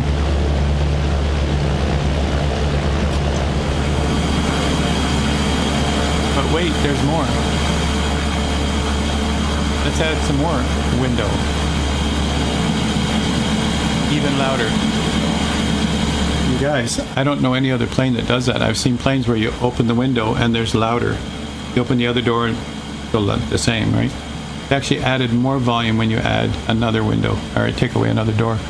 So is that cool or what? I mean, that is just amazing. So we could go to the notepad and get rid of the doors if you want to. I mean, I've flown in a lot of these things with just open. Like a lot of them were the CH701s, right? And the 750s from Zenith. Okay, so that's that. Now let's just do one more thing to get rid of all that noise. I turned the volume down, but to get rid of all that noise, you notice in here, headphone simulation. So let's bring the normal volume of my sim up. Now I'm going to turn on, I'm going to plug in my headset. Oh, life is good. Don't you love it? And I think if I saw earlier today, I think that it shows them, yeah, right there. They're plugged in right there, just like helicopters plug in right up above. Is that cool or what? And I'm going to bet without the headsets on, those aren't plugged in. I'll turn down my volume of the sim. That's just annoying, right?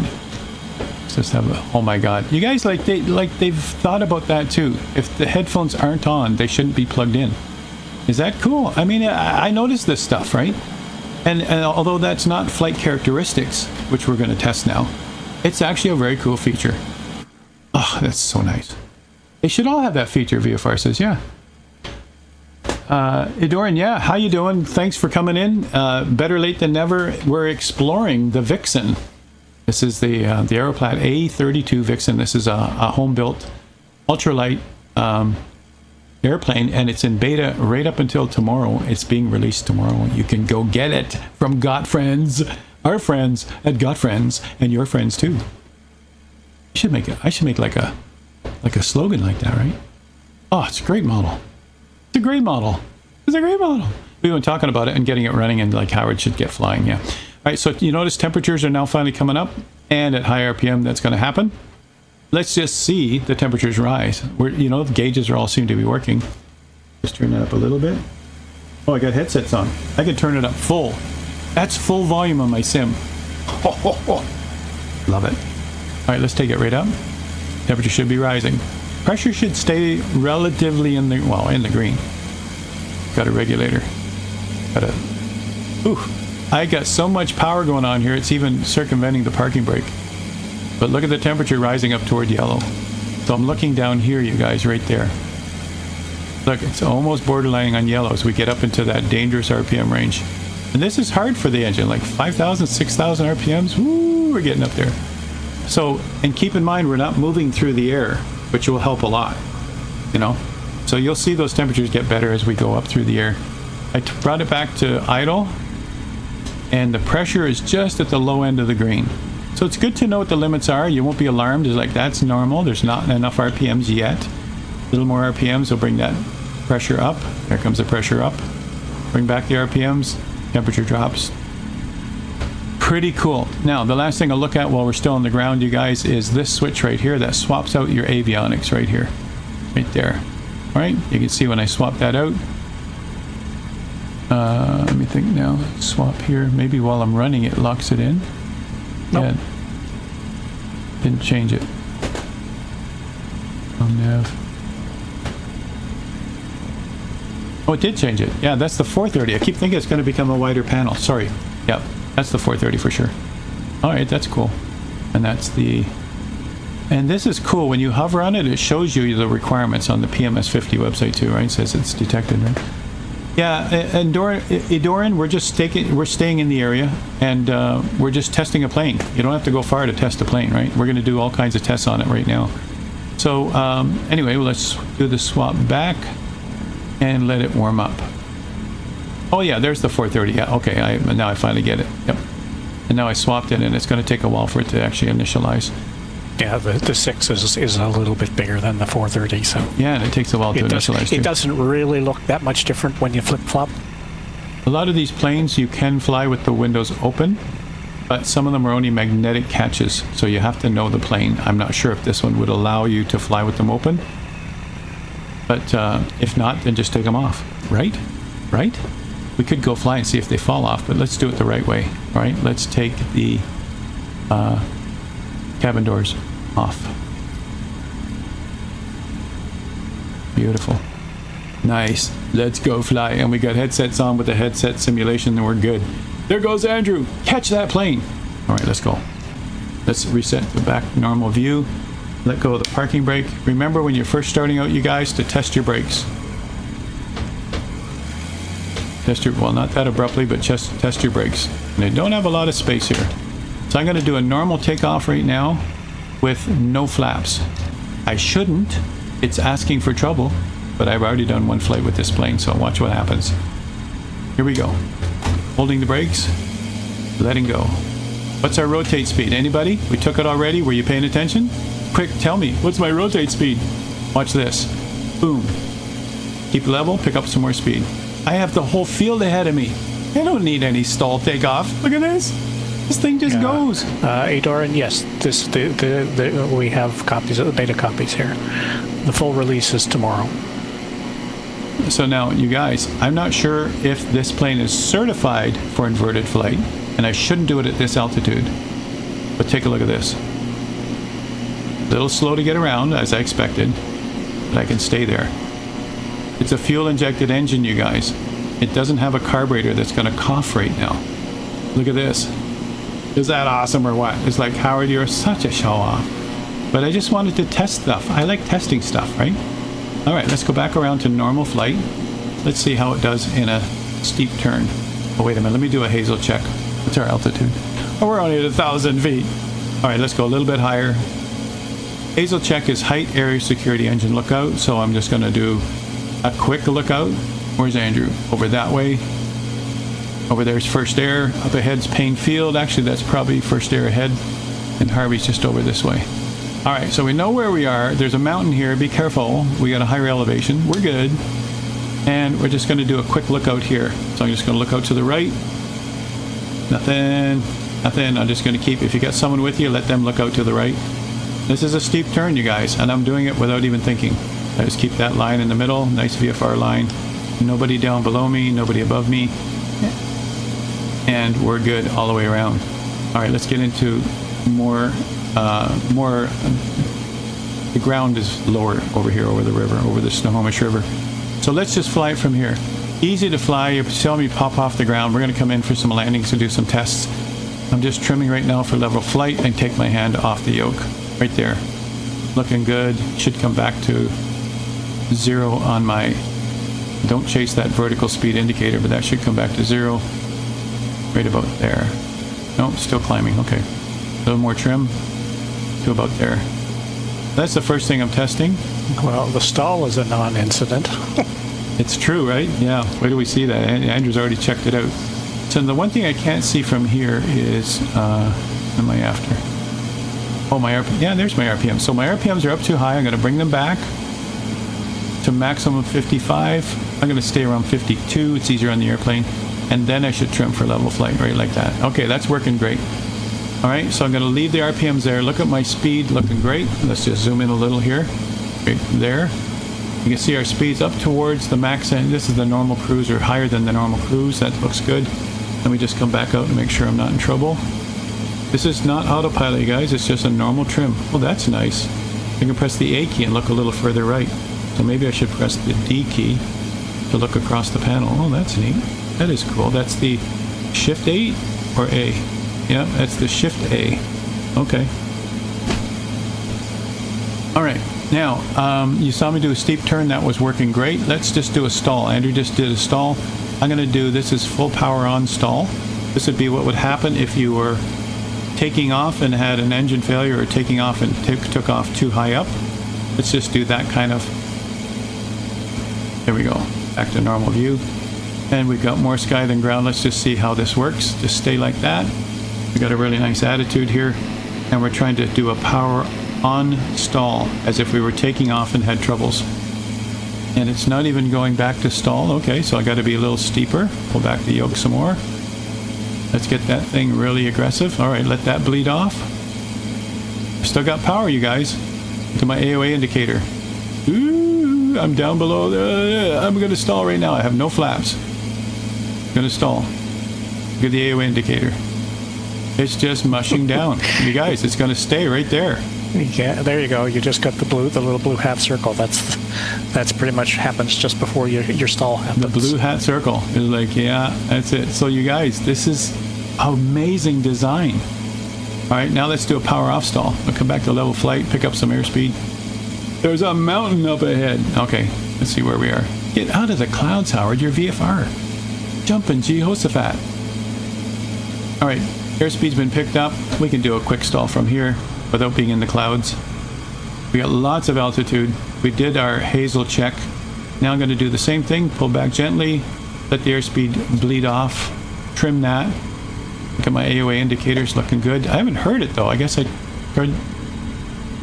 Oh, I got the headset simulator on. That's why. All right, it's going to stall right about here. I got all the way back to my chest. It was first doing beep, beep, beeps, and then it went solid tone. And there goes a wing. That's what we're expecting. It was interesting. It started to do the left wing first, and then it just went to the right one. So I'm going to try and keep it level again. It's important to do this, you guys. I'm going to try and keep it level, keep it level. Okay. It always goes to the right. So that tells you a little bit about the propeller, too. That is cool. Full power, bring it out gently out of that dive, and we got full power in no time. Oh my God, this plane just works, you guys. All right, let's go find the airfield. We did a couple of checks and a couple of turns, and now we got to go find the airfield and go in and do some landings and touch and goes. Let's see how that works. Should be somewhere right about. That's the other direction. All right, and we'll come down now. I'm going to power off. Set glide speed. Who can tell me glide speed? Come on, you guys were taking notes, right? Right? Oh, you weren't. Okay, what's glide speed? 54. Andrew took notes. Hey? 54. Okay, so I got power off. Trying to push the yoke to get Works it down. out to be from the default picture. Put the top of the AOA indicator on around the horizon. That'll give you somewhere around 50 to 55. Wait, hold on, Andrew. I'm going to follow your instruction, but I want to nail the speed first. And then I'll see what you're talking about. So I've got power off, you guys. I mean, I've got idle. And there's... I think it even told me, but it didn't come through my headset, right? Oh, that's noise outside my studio. All right, I can't quite see that from the screen I'm on. So let's go here. Here. Shift 2. All right, there's 40. I want to be, what did you say, 54 maybe? 32 knots? 32 is stall? Okay, that's stall. Okay, what was glide was, you said 50? 54, 55, somewhere in that range. Okay. There's 40. Let's make sure nobody's around me. All right, so I got to get the nose down. So this would be, you know, I just have to figure out what it is for this plane, and then we just adjust accordingly. So I'm just going to get the nose down, pick up 54 right about there. See if I can trim that out right about there.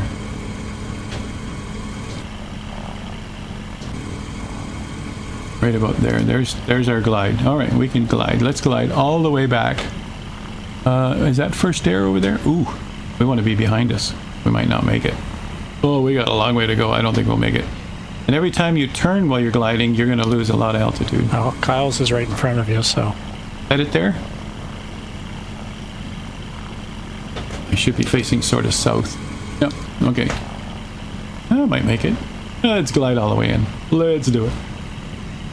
Heisenberg says, looking for a good tricycle gear. So, Heisenberg, this is actually fashioned and designed and made to spec for the flight school that uses these planes. So you can bet this has to be accurate, or they would just not use it. They would just say, nice try, you know? So that, once I knew that, now I realize why it works so well. They got to make this thing work properly. All right, get the nose down a little more. Now that also helps with cooling. If you're ever doing this in real life, they'll make you give it some power on the way down so you don't shock cool the engine. So you would give it some power every 500 feet just to keep the engine warm. I'm just going to keep gliding because we're in the sim. And it looks like that might be it. Kyle's field right there. All right, I think we're going to make it on a glide, you guys. Ah! You shouldn't be in cloud, but that's okay. And VFR Flight Sim says it climbs, flies a lot faster than I thought it would. I'm not surprised myself. Ultralights are usually very quick to react and easy to fly, but they're also susceptible to winds. They're ultralights, right? So if you have some heck of a crosswind, I've had troubles landing ultralights in real life in crosswinds, even though I'm comfortable in any crosswind. This view doesn't look right. Oh, we normally approach from way over there. Ah. Am I in the right place? I can't read that. My monitor's too far away. I gotta adjust my sim. I didn't think that was right. That's the Cottage Lake or something. It feels to your right. Kyle's is to your right. My right? Oh, I thought it'd be over to my left. Should be over that way, shouldn't it? Alright, you're saying it's to my right. I'm going to my right. I gotta trust my co-host, you guys. He doesn't lead me astray. Look at even the antenna's model. Look at that. Look at that. I'll be over here somewhere. Like, way to go, Howard. I'm usually good at navigation. Most people say, wow, you're really good at navigation. You're not saying that today. You're saying it's over here? There's somebody we know, right? Kyle's field? I think we got it. Oh, I'm coming at it from the back end. No wonder I don't recognize anything. I somehow got around to the back end of it. Yep. Huh. It's just the same side. I normally come in from here, so I took off that way. This is the direction we took off in. Yeah, I'm surprised. Okay. Now they got that figured out. Way to go, Howard. Get with the plan. What's their speed like? It's probably too slow. No, that's still glide speed. I just keep fighting the yoke, so I'm just going to trim that out. 40, yeah, I think glide speed was around 60, so I'll just bring the nose down a little. Altitude is our friend. But we are still going to do some CKEY. No, it's we said it like 3 times, I forget now. AO14? No. No, 07, I think. Okay, never mind. I'm not going to guess. I can't remember. Who's that? That's Andrew down there? Ah. He's going in too. I think I better follow you in. I'm just squaring around for the field. I got plenty of altitude for this field, you guys. I'm going to do all right. 2,000 feet above and I'm still gliding. It's like, oh, life is good. Yeah, that's it. Thanks. Eudorian, yeah, thanks. WA04. Yeah. Oh man, I'm going to have to lose some altitude. Now, if I were in an engine out scenario, sort of like that, take off the headset, I'm going to guess, and just listen to that wind. Oh.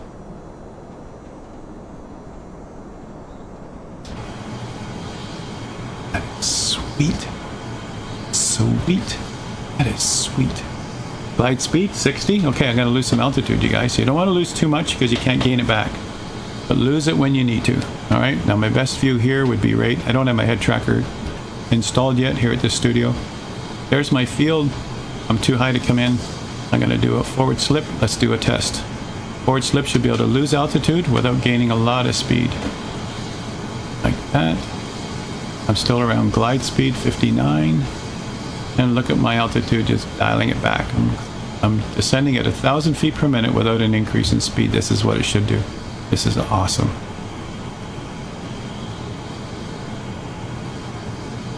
Well, we're in whatever the sim update is current. The normal sim update. This isn't beta. This is 3. Yeah, whatever. Yeah. Everybody should be. A lot of fixes in there. Okay, still coming in a bit fast. And if I'm with a dead stick, I'm going to have to put it down somehow. So we've got a manual flap lever. That'll help us. Look at the speed decay to nothing. In we go. Straighten around. Lead it off. We got lots of room. Don't put it down. Oh, I'll put it down anyway. We could do that very easily. And we're alive. Oh yeah, I just went to increase the throttle to taxi, but I don't have throttle. All right, power back up again. Prop clear. That's not what you do, Howard. You already know how to do this. Prop clear. Oh man, that's loud. Better put the headsets back on. Here we go. That's cool. Oh, that's cool. Flaps up. Boom, boom. All right, so a performance takeoff. I must be in heavy stuff here. I'm having trouble. Yeah, if this was a golf course, you're in the rough. There we go. Now let's just do it from here. Right at those trees. Let's do it. So this is going to be a performance takeoff, you guys. Let's go to shift 4, 5. Shift 5, I'm going to give it 1 notch of flap. That gives us 10 degrees. The other notch is 20. That would be for landing typically, but I'm going to pop up. I'm going to do 20 on when I'm getting over the tree. So I'm leaving it at 10 for now. Stand on the thing. I don't even know how far that is, but I got to do it. I got to live. Here we go. Oops. I got to do it from this view because I didn't change the view. Up she comes. 1 flap right there. Oh, chopped the tree, so I didn't do it. And stalled. Too close. Level off, trying to get a hold of the thing. And that's just, you know, if anyone does that in real life, that's just showing off. I was just testing. I knew it could pop up fast, but I was too close to those trees. I did actually chop the top of them.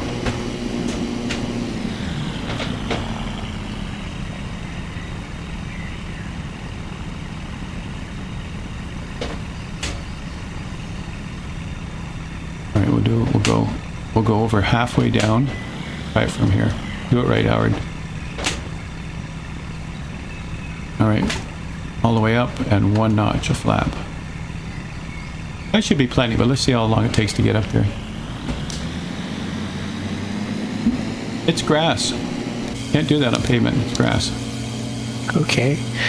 Pavement, you really got to get those wheels aligned. Right there. I rotate. Ground effect. Just a sec, Andrew. Yeah. And then I don't even need another flap to get over. Look at that, you guys.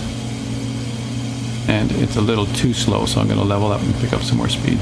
All right, I got enough. Positive rate. Flap up. More speed. Rock and roll. Pull the speed back away from the red line. Go ahead, Andrew. Yeah, I just moved over to McKnight. Ah, I'm going to come there too. 5 Oscar India 8, and there's another airport over the way called Warped Wing. Really? Oh, let's try it this way. Typically you'll do a forward slip the other way because it's easier to see out that window, but we'll try it to the right. You never know how you have to do these things. All right, take away my rudder inputs.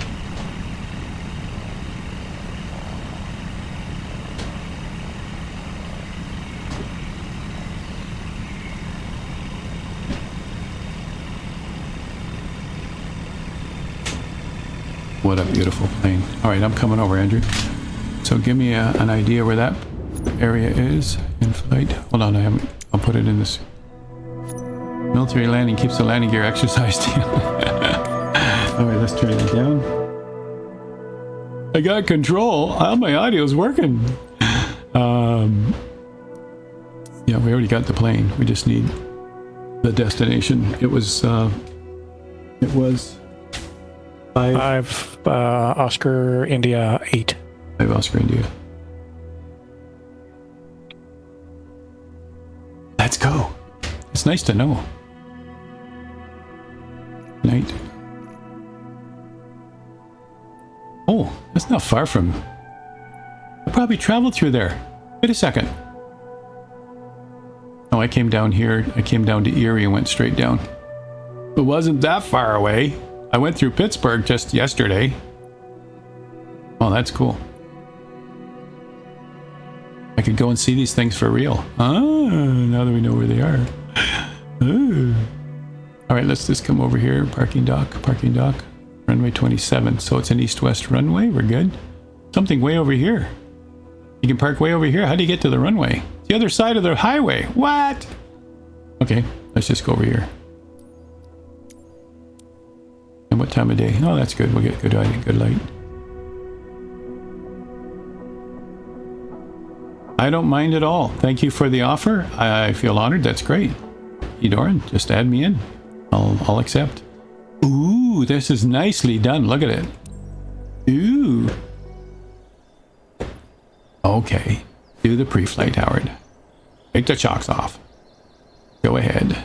So one was... Yeah, let me just have a look at this, Andrew. One was the engine and one was the... Yeah, I can see the prop cover, so that looks so nice. That looks awesome.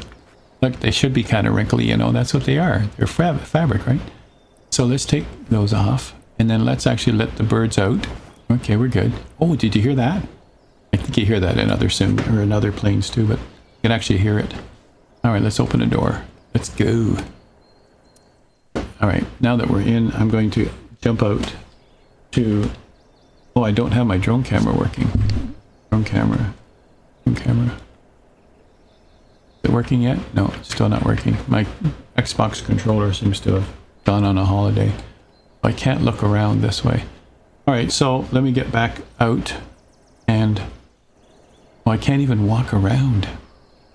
Alright, so I'm just going to try do the normal keys. W and D and all that. So sorry you guys, this is one thing I just noticed when this stream started, that my Xbox controller doesn't work right. And there it is, Heaven Bound Aviation. That's the actual flight school right there. Look at that. Wow. And this time of year, look at the colors. Ooh, that's sweet. And is that a tractor? Oh, well, there's cows in the field behind you. There is. Okay. Or in front of you, I should say. Let's go over to your screen. Do you have it on your screen, or you're flying? I'm in the air. You're in the air. But they should be in front of you on the next field over. Oh, okay. Oh, yeah.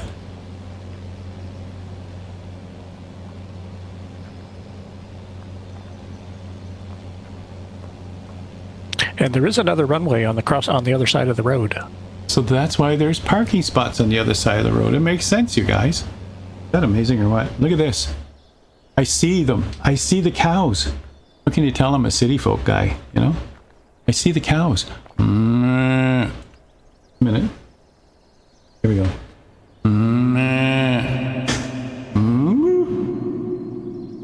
Did the reverb work, you guys? I couldn't hear. Anyway, that's pretty... They actually are animated too. I don't think I'll go any further, you know. They can tell I'm from the city. Cows know. I'm serious, you guys. They know. Request sent. Super duper duper. Super duper duper.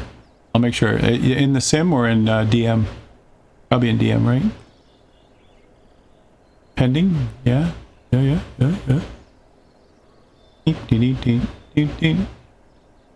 Alright.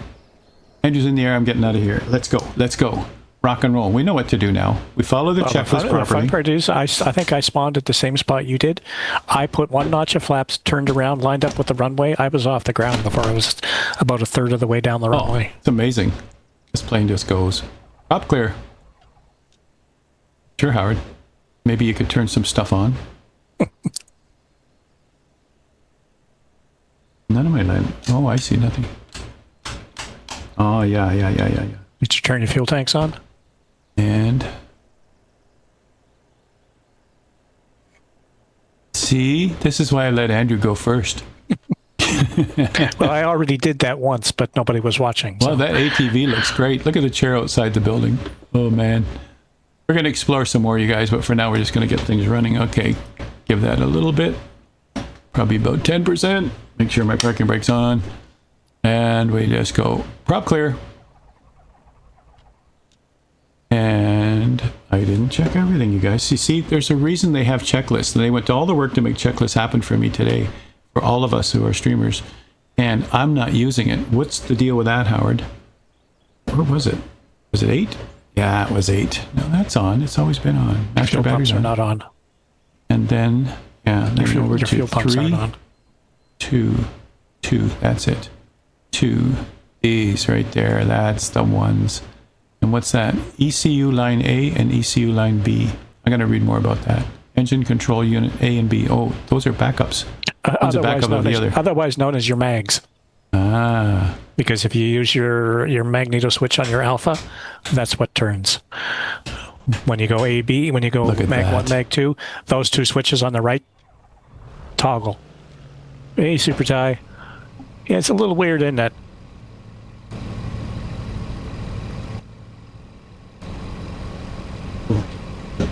No, but that's good.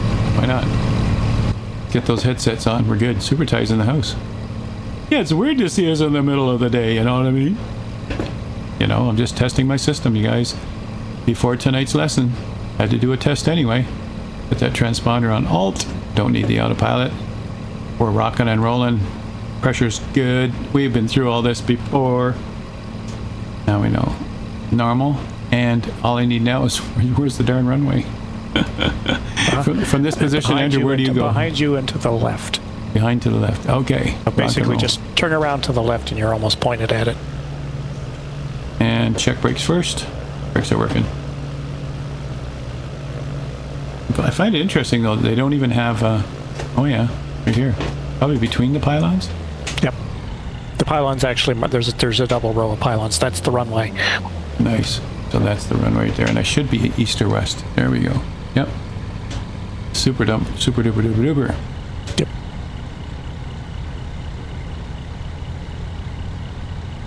So you're on beta, so you won't be able to fly. Oh, you can fly, but you just won't see us. Won't see us. Yeah. All right. Am I doing a performance takeoff? Nah, I'm just doing a normal one. We got lots of room. Full power. Away we go. That's straight. And right about here. Oof! Don't hit the pylons, Howard. They're there to like guide you away from the area. That was pretty sloppy.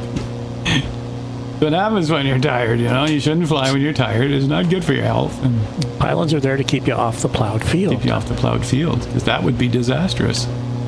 So I'm guessing that a farmer owns this airstrip. It's probably used for farmers. All right, I'm going to pull back my RPMs now And the flight school. into the green range. Under 5,500 RPMs. There we go. And work with it. Work with it. Flaps are up. Gears fixed. Rock and roll.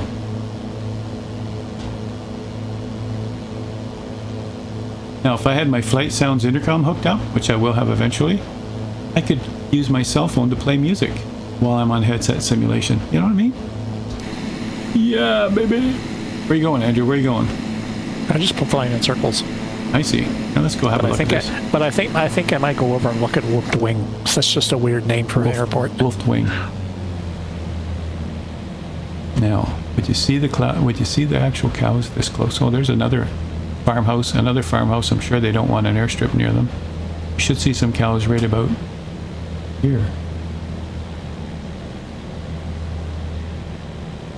Maybe from this distance we won't see them. Ah, there's the other airstrip you're talking about. Yeah, I see. It's a north-south, but it's on the other side of the road. For those who came late, we're flying the Aeroplat A32 Vixen. It's the Vixen. Should be right about there. Should be a beam. Right through there. That looks good. You know, this thing, you don't even have to do a tight pattern. You could do just your Spitfire oval, you know? One flap on base. Take a look at that view. Oh yeah, we're way up there. Look at pool in the backyard. These guys know how to live. You know what I mean? Let's do a little bit of forward slip there. Maybe another flap. Oh, there's nothing to this thing. Nothing to it. Straighten up those wheels because I already went through one set. Yeah, that looks good. Time to put her down. Look at the AOA indicator, you guys. Beautiful. What a nice addition. Oh, good with it, Howard. Last minute jump there. Yeah, I can see that my rudder pedals are... I had the same problem in Toronto. My rudder pedals are really touchy. Yeah. So I'll have to do something with that. Alright, time to get out of Dodge. Right about there. Rotate. It's a little too steep.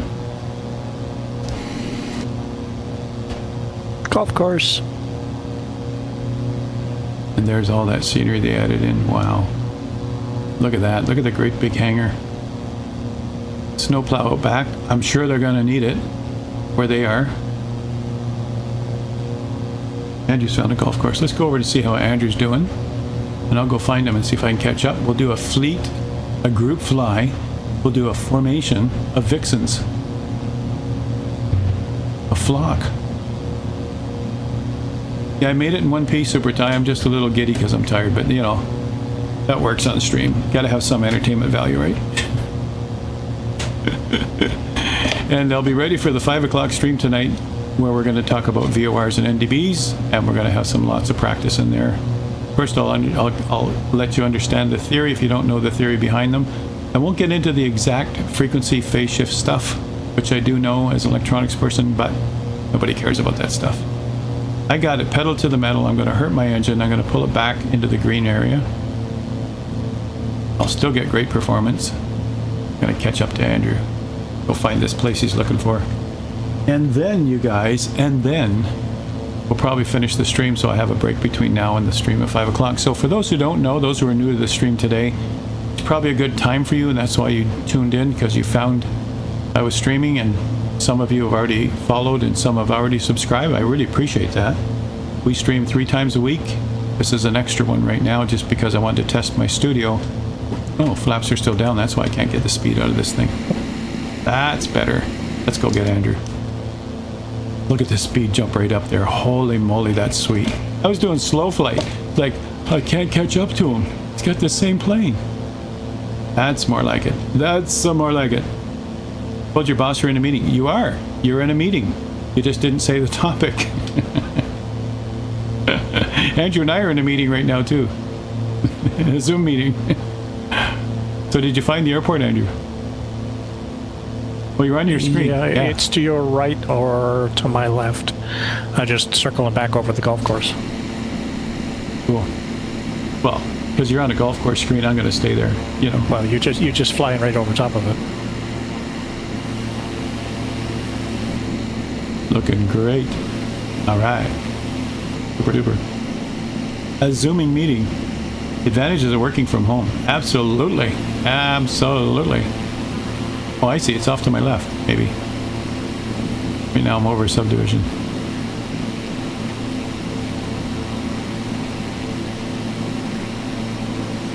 Looks like where that POI is.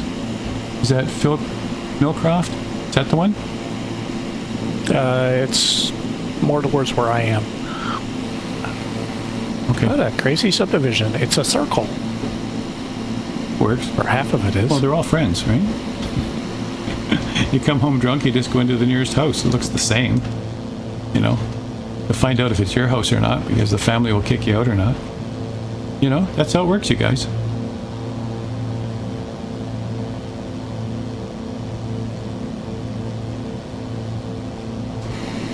Where Andrew is. Okay. Heading over that way. What a plane, what a plane. How's my fuel looking? Ah, still got half tanks. You know, these ultralights are just sippers, you know. And that's part of what you'll hear if you go on discussion boards and talk about the 912 IS. You'll see that they'll talk about operating costs compared to the UL version, and you know they'll look at cost comparisons. Because you know, people who build these things, they're not necessarily rich people. They just want to have an airplane they built themselves, and they want to do it at a decent cost so they don't break the bank. So they look at operating costs. No, I'm back at home airport.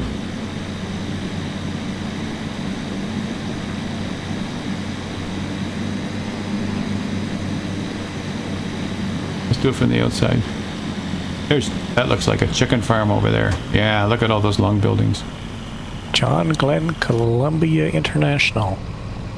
And there's the cross one. I should be able to see the other one right here. Another golf course.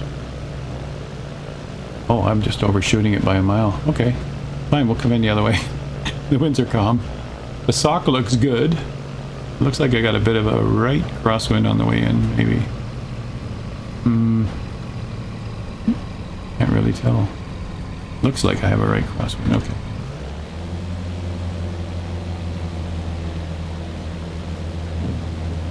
What a wonderful plane to fly. Talk about fun. Definitely fun, you guys. A fun plane.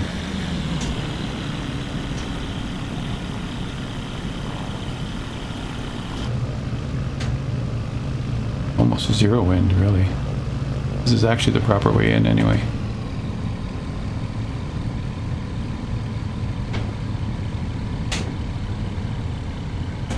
I want to get right up there by the houses. Yeah, that's a nice landing. That one works. Oops, till I started touching my rudder pedals. Gee whiz. I think they might, you know, might be the brakes, Andrew. The toe brakes. We should have a dead spot to start on the toe brakes, or else they're touchy. They're either on or off, and that's not a good thing. And then we can put it away in the hangar. Oops, don't go over the pylon. Here's where I started. Actually, let's go right over to the aviation building. It looks like this will be the hangar where they live. That ever cool. All right, parking brake on. Magneto's off. And there is a shutdown checklist. Everything's there on your tablet, you guys. Easy to use. Switches are all off. Headset off. And what a beauty. And let's put our chocks back on. Let's get this plane ready for the next person. Have covers. Wheel chocks. Look at that. You can tell there's no wind when we first started too. Very nice. So you guys, this is available tomorrow. And talk about fun. And then typically the marketplace injection is used typically 2 weeks later. So I do believe, Got-friends, you're still with me? I do believe it's available for Xbox too, right? I didn't confirm that. So I don't want to mislead people. That's on the marketplace for both PC and Xbox.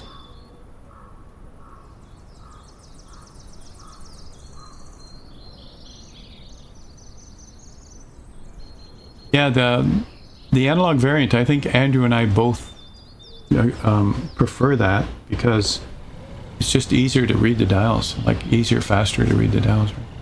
Oh, you're landing at that other place, Andrew. What was it called again? Some strange name? Warped Wing. Warped Wing, there we go. And, you know, a nod towards the Wright brothers, right? They had a Warped Wing, yeah. Heisenberg says, I'll pick one up. Thanks for showing it off. You're welcome. Thank Got-friends for sending us a copy, right? I think all the streamers that they know would have a copy of it, so I'm sure all of them are showing it. This is just my way of showing it, you guys. So make sure you take in other streamers that'll be doing it too, because they'll show you a different perspective and maybe some features I haven't even seen. So always interesting, isn't it? Website, Contrail, Marketplace, PC, Xbox, and PS5. Ooh! You know, it's interesting. I don't think we need to get into the discussion here, but I've been talking to some PS5 players, and they don't even care. And I'm just wondering, obviously those aren't flyers, you know, like they got a PS5, and no, we use our 3 games on it with our kids, and that's it. I think I need to talk to a broader audience, but I'd be just wondering how many of them actually would actually use Flight Simulator on it. And I'm sure Xbox players are not so happy that they're going to focus on the PS5 when the Xbox versions of some things aren't working yet, you know? I would bet there's some of that attention going on, right? Gamer language. Way cool, Andrew. So, your thoughts, Andrew? You've had a good shakedown flight. What are your thoughts on this baby? It's a fun little airplane. That's a great summary. I like that. It's a fun little airplane, yeah. I have to agree with him. And the scenery, that's an add-on. I mean, holy moly. So the best critics for this would be the CFIs at this flight school where they use this plane in the sim. They would know how well it's done, and I'm sure they've been giving feedback to Got-friends all along. And if they've given it their sign of approval and it's being released, then it's going to be working as the real plane does. It has to, or the CFIs would not want to use it. So I think that's a big, huge stamp of approval, Got-friends, when you have a flight school that says, yeah, that's what we're going to use. That's working the way we want it. Yeah, that's pretty cool, right? Allie might cancel her stream, so maybe rewatch the first 2 hours before the lesson. Yeah, Allie. Yeah, she had a headache this morning. She gets migraines. I know what that's like. My wife used to get migraines when she was teaching, and they are brutal. They're if you just think about your worst headache you could ever have, and now multiply it 10 times. So when some of us have horrible headaches, we think we have a migraine. We have no idea until you live with a person who has them. So feel sorry for her for sure. Hope she gets over it. And typically they have to cover their eyes too. The light just goes through them like needles, right? So, you know, just feel sorry for her because that's a hard thing to cope with, and she wouldn't be able to be the same on stream, you guys. That's a nice looking plane you got there, Andrew. Why did you pick the military colors? What variant did they call that? That's called Ranger. Ranger. Oh, that makes sense. Yeah. Ranger. I like how it put the letters on the plane. Look at that. They look like they're painted on silver. You can turn those off on the notepad. On the notepad, right? The notebook. Yeah, but that's like almost looks like silver. See how the shade changes with the plane? Oh, that is so well done. And the really amazing part about it is you see mine as Charlie Golf Alpha Juliet Sierra, not as a white block. Right. Which And I see yours as ForderLearnToFly. most multiplayer planes, that's the Do problem. not right? show, you do not see somebody else's tail registration numbers on their aircraft. That's You just see that's really nice. a white block. That is cool. All right, you guys, that's all we're going to do. I'm going to take a break. I actually have to have a lunch before we get to our stream at 5 o'clock. In a couple of hours, two and a half hours, we're going to start our normal lesson at 5 o'clock Eastern. And we'll be showing off NDBs and VORs. And some of you know this stuff already.